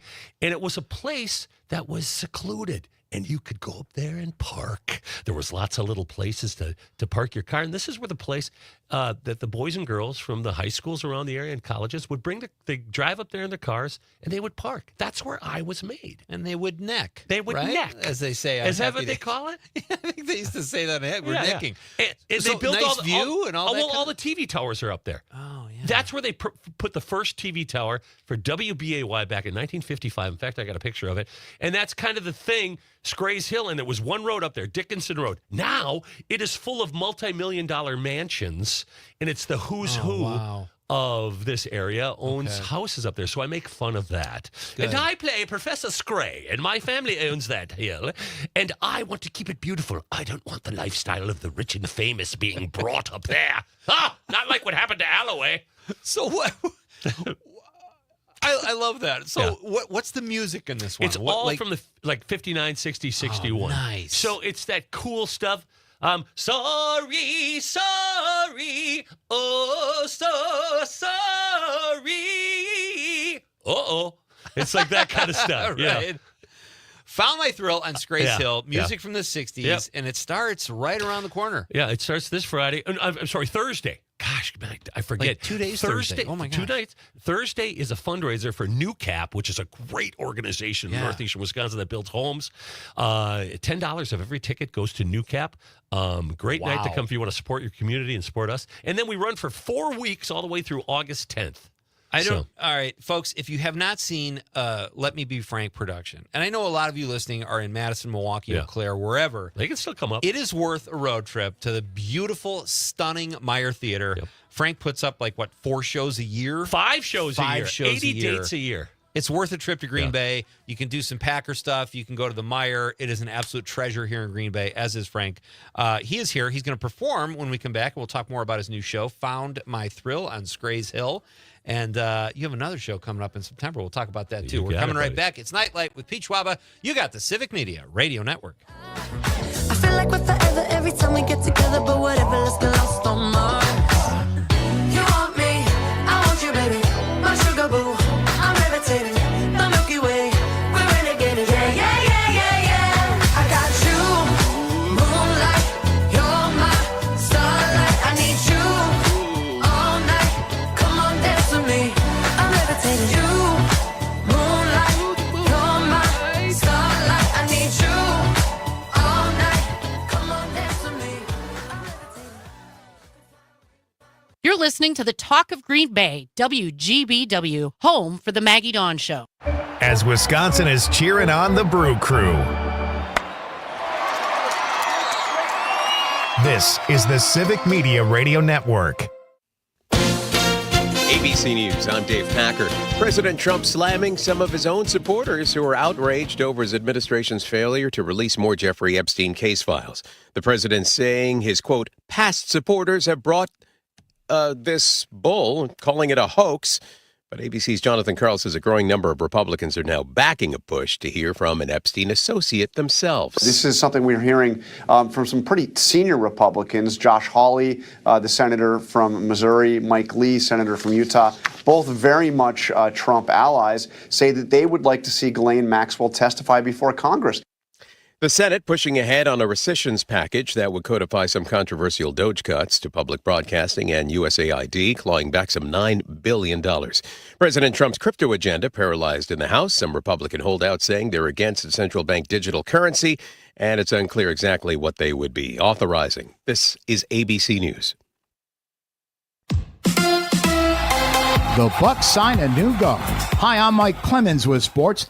NBA. The Milwaukee Bucks confirmed today they signed guard Cole Anthony, a free agent from the Orlando Magic. 6'2", Anthony started in 22 games for the Magic last season, appearing in 67 games, averaging a little over 9 points per game. The Bucks wrapping up their summer league play tonight against the Chicago Bulls. Former Bucks center Brook Lopez met with reporters in Las Vegas and was asked, how did he end up leaving Milwaukee to sign with the LA Clippers? You know, free agency came. Everything happened pretty fast. Looking at my options, I was just thrilled the Clippers reached out and were one of them. They've been a great team for quite a while now. They have a ton of great players, you know, obviously Hall of Famers, All-Stars, some great young players, you know, and there's just, you know, a great chance to win a championship here. NFL, Packers beginning to arrive in Green Bay. Training camp beginning a week from today. With sports, I'm Mike Clemens.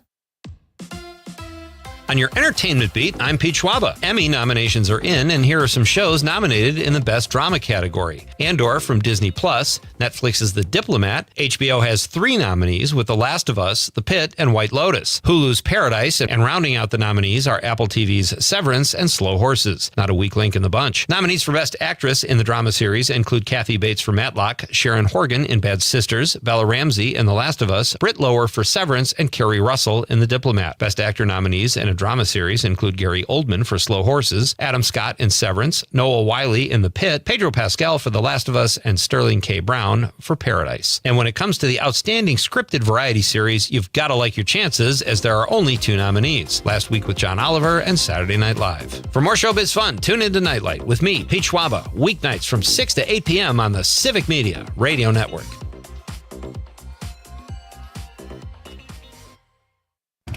As Wisconsin is hitting the road on your Harley. This is the Civic Media Radio Network.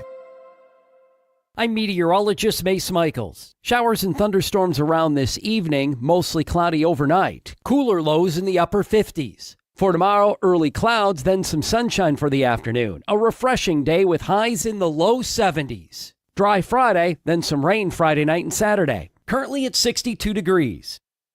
The Maggie Dawn Show. Stephanie Bloomingdale, president of the Wisconsin AFL-CIO. The big brutal bill is basically an all-out assault on working Americans. No tax on tips. It's not as good as it sounds because a lot of tipped workers are not paying that higher level of taxes in the first place. As the wealthiest among us, dine at the feast of all feasts. Don't be fooled by the table scraps. The award-winning Maggie Dawn Show at its new time, weekdays 4 till 6 p.m. The Todd Albaugh Show. I came walking in here just a moment ago, and there was a young lady sitting here with a chicken. It's fantastic. Kaylee High from Staley Boyd High School. What's the line of bird? So this is Sue. She's a Dominique, and she's 6 years old. Is Sue here? Does she laying eggs? She did used to. She's too old. So chickens go through menopause? Yes. Yeah, really? Pretty much. Yeah, basically. It's a postmenopausal chicken. My sisters can relate. The Todd Albaugh Show. Weekdays 2 to 4 on your local Civic Media radio station and on the app. Jane Matnair and Greg Bach. Coming up on the show, our road trip continues.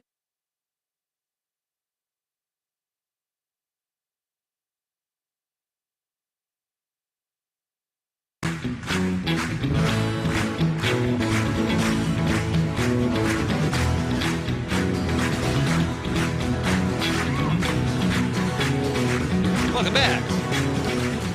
I am Paul Pete Simon Schwaba. there, nice. This is Nightlight with Pete Schwaba, and that is the voice of Frank Hermit. Hey, do you like Paul Simon? I love Paul Simon. Fantastic guitar player. It's sad that he's going deaf, though, man. Oh, is he? Can barely hear anymore. He has a special setup when he plays now.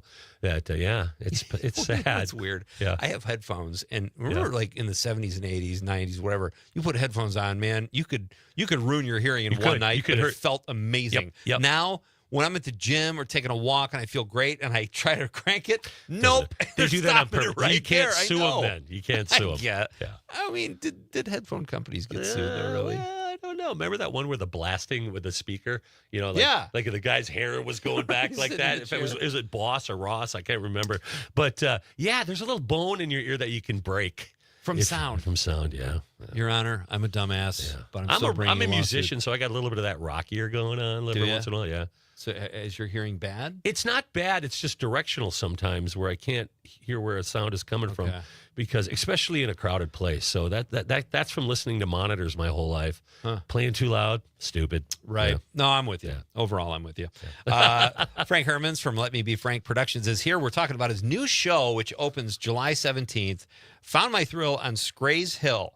So tell us a little bit about the plot. We know the music is from the 60s, but what's the plot, Frank? Well, the whole thing is, it was the place to go parking back in the 60s, but I wanted to make it a little bit more inclusive of the whole De Pere community. So I play Professor Frank Scray, and my family owns Scray's Hill, but I teach at St. Norbert College, and I teach a class called Sociology 101-ish, and I have diverse characters in the show. The kind of the stereotypical cheerleader, the stereotypical Norbertine, the person becoming a priest, which is no longer a core curriculum. And then I have a theater major who's very dramatic, which is another non-core curriculum anymore at St. Norbert College. So we're making a little fun of that one. Yep. And then we got the football player. And then I got the person on scholarship, academic scholarship, who plays sports. And she plays center for the St. Norbert a girls basketball team. And she's 4'11".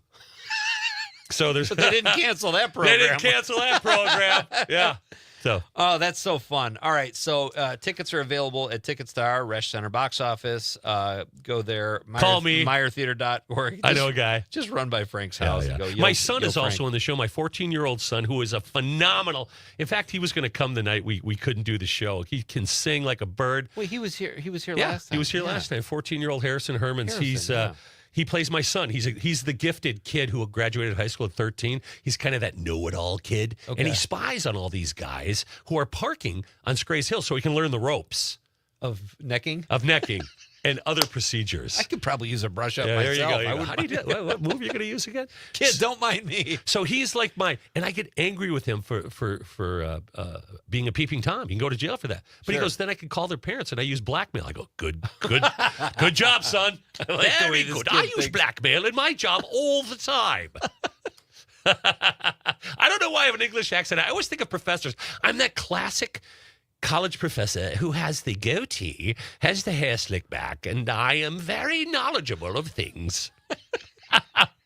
You do the accents really well, though. Yeah. But let me ask you this. When your family, your wife, Amy, who is brilliantly talented, I told you, we talked about this before the interview. Somebody posted a clip of her on Facebook singing a song from Mamma Mia. It was breathtaking. Or no, it was from ABBA. Yeah. It was The Winner Takes It All, right? And it was called... was that in Mamma Mia? But it was called... what was the show called? I can't remember.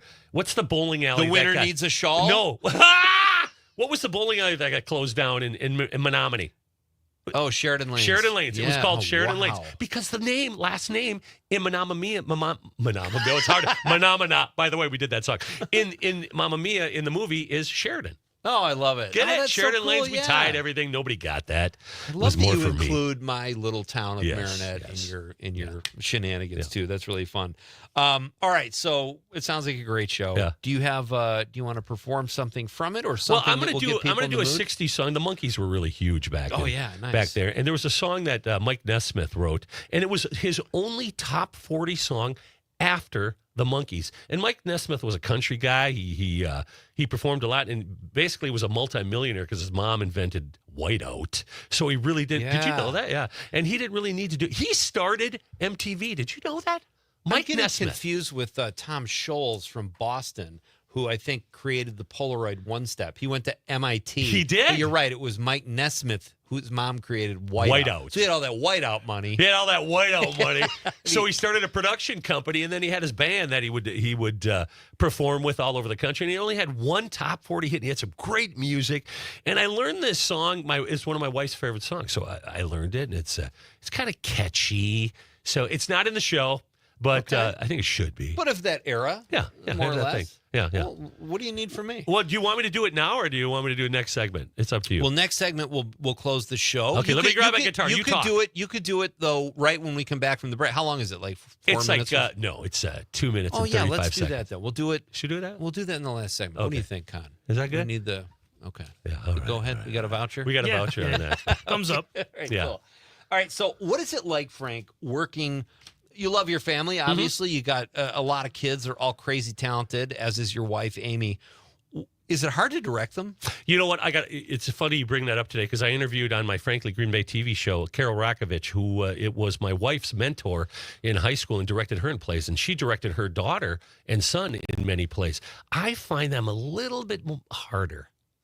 I hate to say this because my son is very talented, but I want him to come across a specific way, and I don't have to deal with the drama.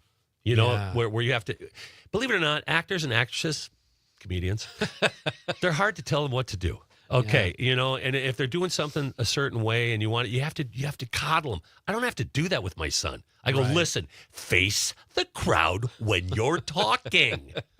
Dad, why are you talking to me that way? Because you're not listening to me, son. Right. Oh, that's very funny. Enunciate. Talk slower. And what about Amy? Like, you guys are married. I Is can't she hard say- to direct? No, she directs me. Oh, there you go. She's okay. How do I say this? To me, when it comes to music, she knows everything. Yeah. Okay, so More than you? oh my God, yes, I'm a hack. I'm a hack. I'm a hack. And she can sing any harmony. I mean, she just can pull off a seventh, a ninth, whatever when she wants to. And I suck at harmony. So she's got to plunk out my parts, right? Yeah. I don't normally, I can do the Beatles. I can sing the Love, Love Me Do and all that, the seventh, the harmony, upper. But when I got to learn a hard part, she goes, "What is wrong with you?" Oh my God, that's a funny story. That's really cool. She usually gives vocal notes, and she's very, very good with everybody. Giving them, hey, we need ahs, and when you do your ah, we need you going oh, not ah, because it goes flat. Yeah. Stuff like that, stupid stuff. But when we get in the car, went home, learn. She's so funny. Can you learn your song? That'd be great. There's this part, it's wrong. Do you ever stand up there and say, "You know what, honey? I got a lot on my plate. I pay the bills." I thought we were getting the music to go to a break. Sorry about that. Yeah. That's pretty cool. So what do you, by the way, I meant to tell you, when you had Harrison here before the Christmas show. Yeah. Oh, he sang Dear Prudence. That's right. right. It was just fantastic. Yeah. I thought I saw him at the Meyer when we went to see your Christmas show. And I look at him, I go, "Harrison!" Yeah. And this kid looks at me like, I'm like, he's not, remember, he was on my show 2 weeks ago. And he goes, my name's not Harrison. Your son has a doppelganger, an evil twin. He has or an evil something. twin out there. Okay. And this guy was giving me nothing. I'm like, "Oh, I'm really sorry." I'm like, he's like this old guy thinks he knows me or something. My kids are like doing one of these, It was terrible. Yeah. Hey, that happens. And he would have met. He actually wanted to do your show because he thought it was a good time. Oh, and I got to tell you something. He sang that Beatles song. Guess what? My son is going to see Ringo Starr next month. Oh, wow. And we got tickets today for Paul McCartney. When is that? Paul McCartney's October 17th at Capitol. No, in Minneapolis at their new football stadium. So that lucky little. Whoa. Yeah. That's 2 Beatles, huge. 1 year, $2,400. That's someone you want. I've never seen him, but that's a bucket list. He loves Ringo Starr because he's a drummer. Yeah. And he likes to drum like Ringo, where you hit the hi-hat with your left hand instead of the right hand. He's just kind of weird like that. Let's talk about, you have another show coming up after this one called Don't Squeeze the Charmin. Yeah. This is in September. I remember the commercials. Mr. Whipple. Mr. Whipple. That's got to be 70s and 80s music. Totally 70s. It's going to it takes place at Sherway, which was a big store in Green Bay. There were 18 of them at one time, and they all closed. Oh, wow. So we bring back the nostalgia of Sherway, and one of the girls in the show is named Char. And guess who wants to squeeze the Charmin? The boss? No, that's me. I'm Flurpy. I'm one of the characters, and I'm a stock boy, and I love Charmin. I want to squeeze that Charmin all the time. It's not even creepy when you say it like that. No, it's like, not it's creepy. Sweet. It's and she takes pity on me. She doesn't let me squeeze her, though. Yeah. Well, that's September. Yeah. That'll be a great show, too. Frank Hermans is my guest from, pardon me, Let Me Be Frank Productions here in Green Bay. So you're like this big local legend. You're a big star in Wisconsin. You've got this empire you've built here. And I honestly mean this. I don't know. I'm sure there are other Frank Hermans out there in America or the world. There's one in Norway that's a doctor. No, but I don't mean. I mean like a guy who set up this empire in an area of a state that puts shows up as prolifically as you do. Who's your mentor for this or your influence? Everybody asks me that, and I really don't know. Here's what happened. It was February or 1999. I owned this bar, and I had a friend, Joe Kittinger, he's one of the founders. And we like theater. And we did Joseph and the Amazing Dreamcoat together. Oh, we were both show. theater majors. And I go, let's try this. Let's do our own show. I got this because I own the venue and I had a place to do it. That's the key. I own the brick and mortar, so I had the opportunity to do it. So we put the show together. It sold out. Who knew that this would happen? That was the one that kind of the 10th in February of 2000. And then we did the show. We bought the show from a guy named Brian Kelly out of Minneapolis, a buddy of Joe's, for $500. And I go, I can write a show like this. Yeah. I can write this show. So we wrote a tribute to the 70s. That's our first show. We had 7 nights. We only had 120 seats. We sold out every night. Hey, let's do a tribute to the 60s. We did it. Sold out every night. Very nice. And it just kept going. That's fantastic. So what do you, all right, when you're not writing, because you churn out shows, like I can't even believe the rate of which you write these shows, but What kind of theater or live shows do you go to when you're not performing? I go see a lot. I love comedy. Yeah. I get to Skyline every once in a while, but I wish there was a comedy store here in Green Bay again, like we used to have. Docs. There was I loved Docs, it. and then there might There have was been a Funny Funny Bone. Bone for a cup of coffee. It took me out of business. Is that right? They started papering the city. I needed 45 tickets to break even to cover the headliners. I was doing 30 people. I needed 80 to make some money, and they were giving away tickets and stealing all my comedians. And I was jacking booking up the cost of jacking drinks. it up, Yeah. drinks. That's what it was. 2-drink minimum. I didn't do that, but anyway, I love High School Musicals. I just went and saw in Chilton. I went and saw 9 to 5. I went and saw the Kaukauna Players, Hunchback of Notre Dame. Phenomenal. And I'm going to see 6, a musical down in Kiel. Summer that's theater. awesome. I love summer theater. I do too, and we've gone to Peninsula Players last they're couple years, too. amazing. So much fun. That is an evening. Yeah, we're coming right back. Yeah. Frank Hermans is here, folks. He's going to perform live in the studio, and that's coming up next after this very short break. You do not want to miss this. You got Pete Schwaba and Nite Lite on the Civic Media Radio Network.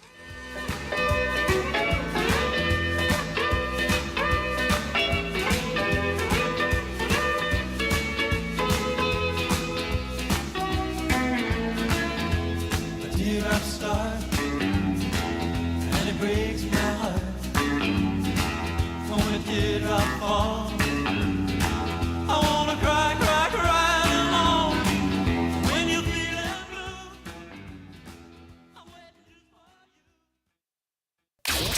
blue. Local news, weather, and sports on air and streaming on the Civic Media app.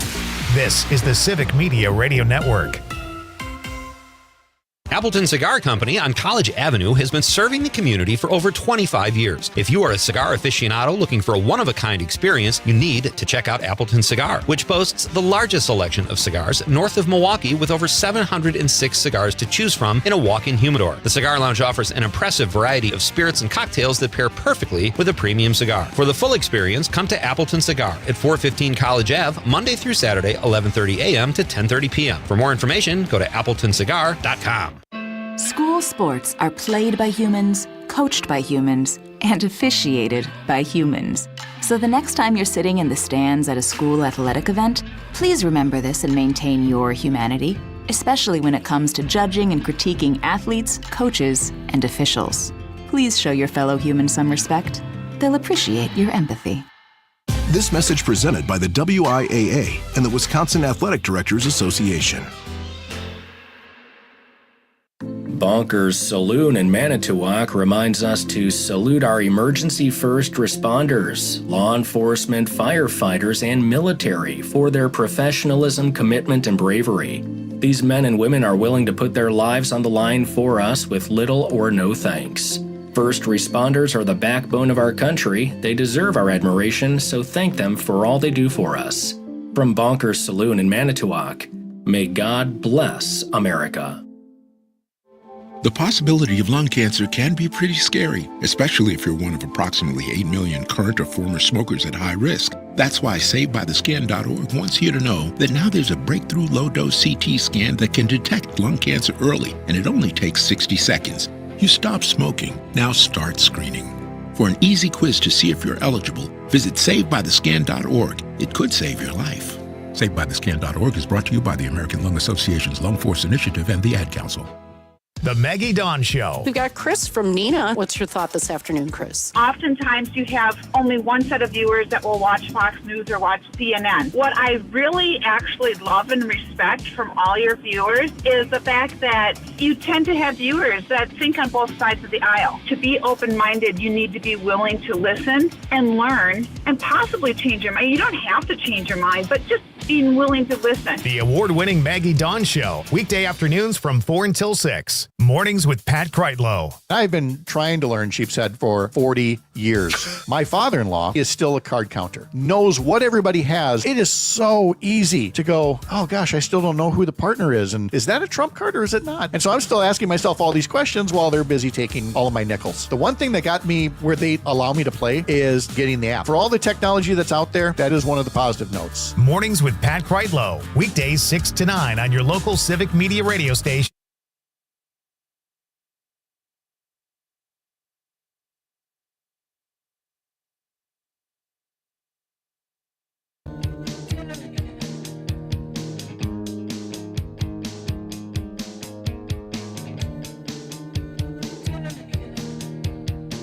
Welcome back to Nightlight, ladies and gentlemen. We are winding down here on a Wednesday night. I am Pete Schwaba, Conrad Krieger, working the board as usual. And in the studio tonight, this is always fun when this guest swings by, oftentimes just unannounced. He just shows up with his guitar. That's right. I'm busking.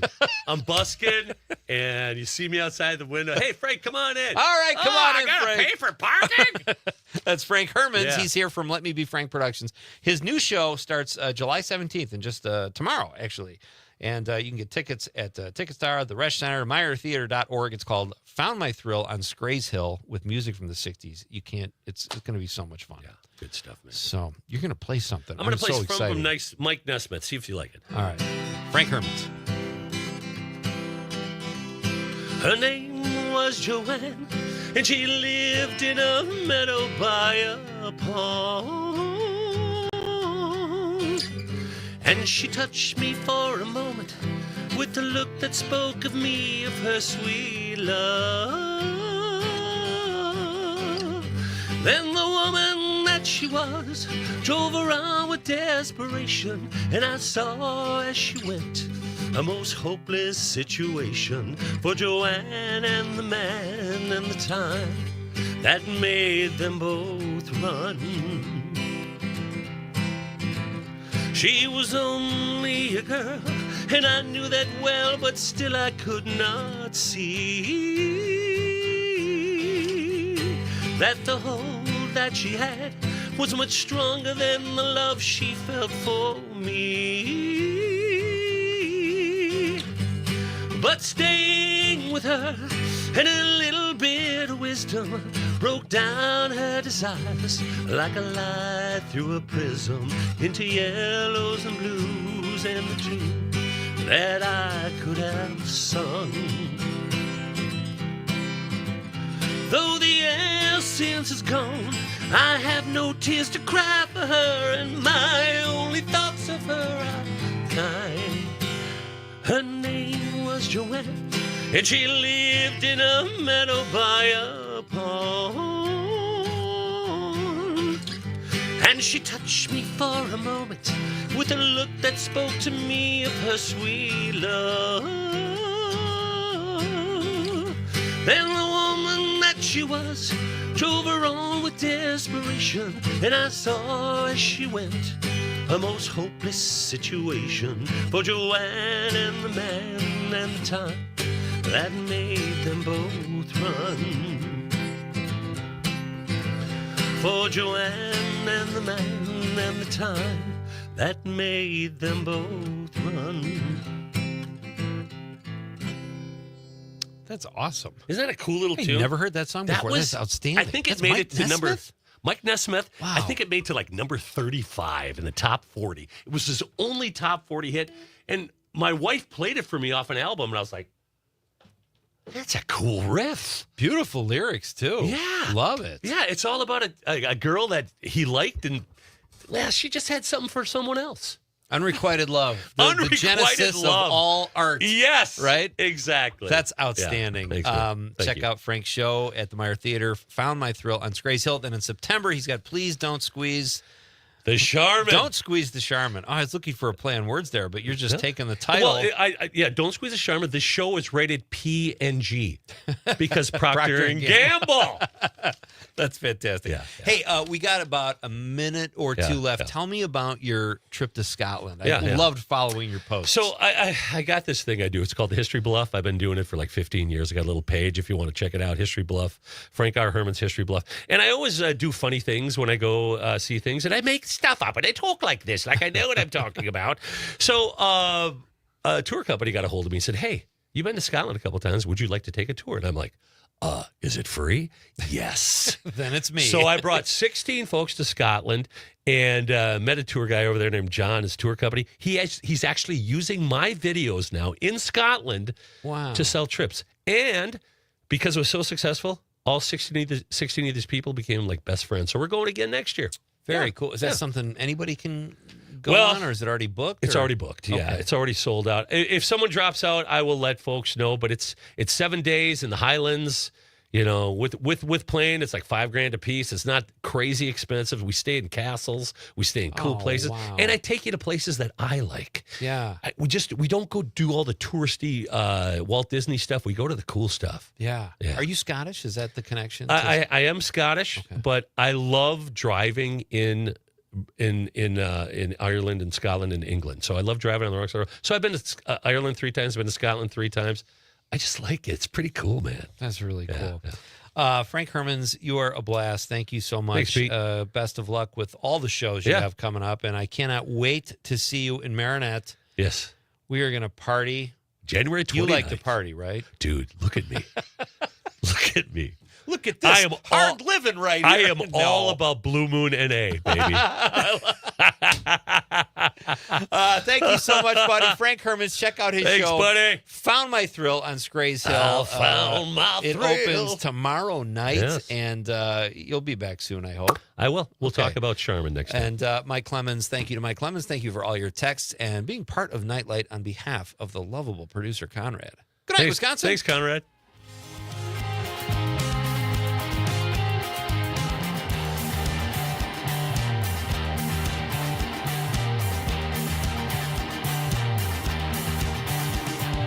Take me to your best friend's house. Go around this roundabout. Oh yeah. Oh yeah. Oh, take me to your best friend's house. I loved you then and I love you now. Oh yeah. Oh, don't take me tongue tied. Don't wave no goodbye. Oh, don't.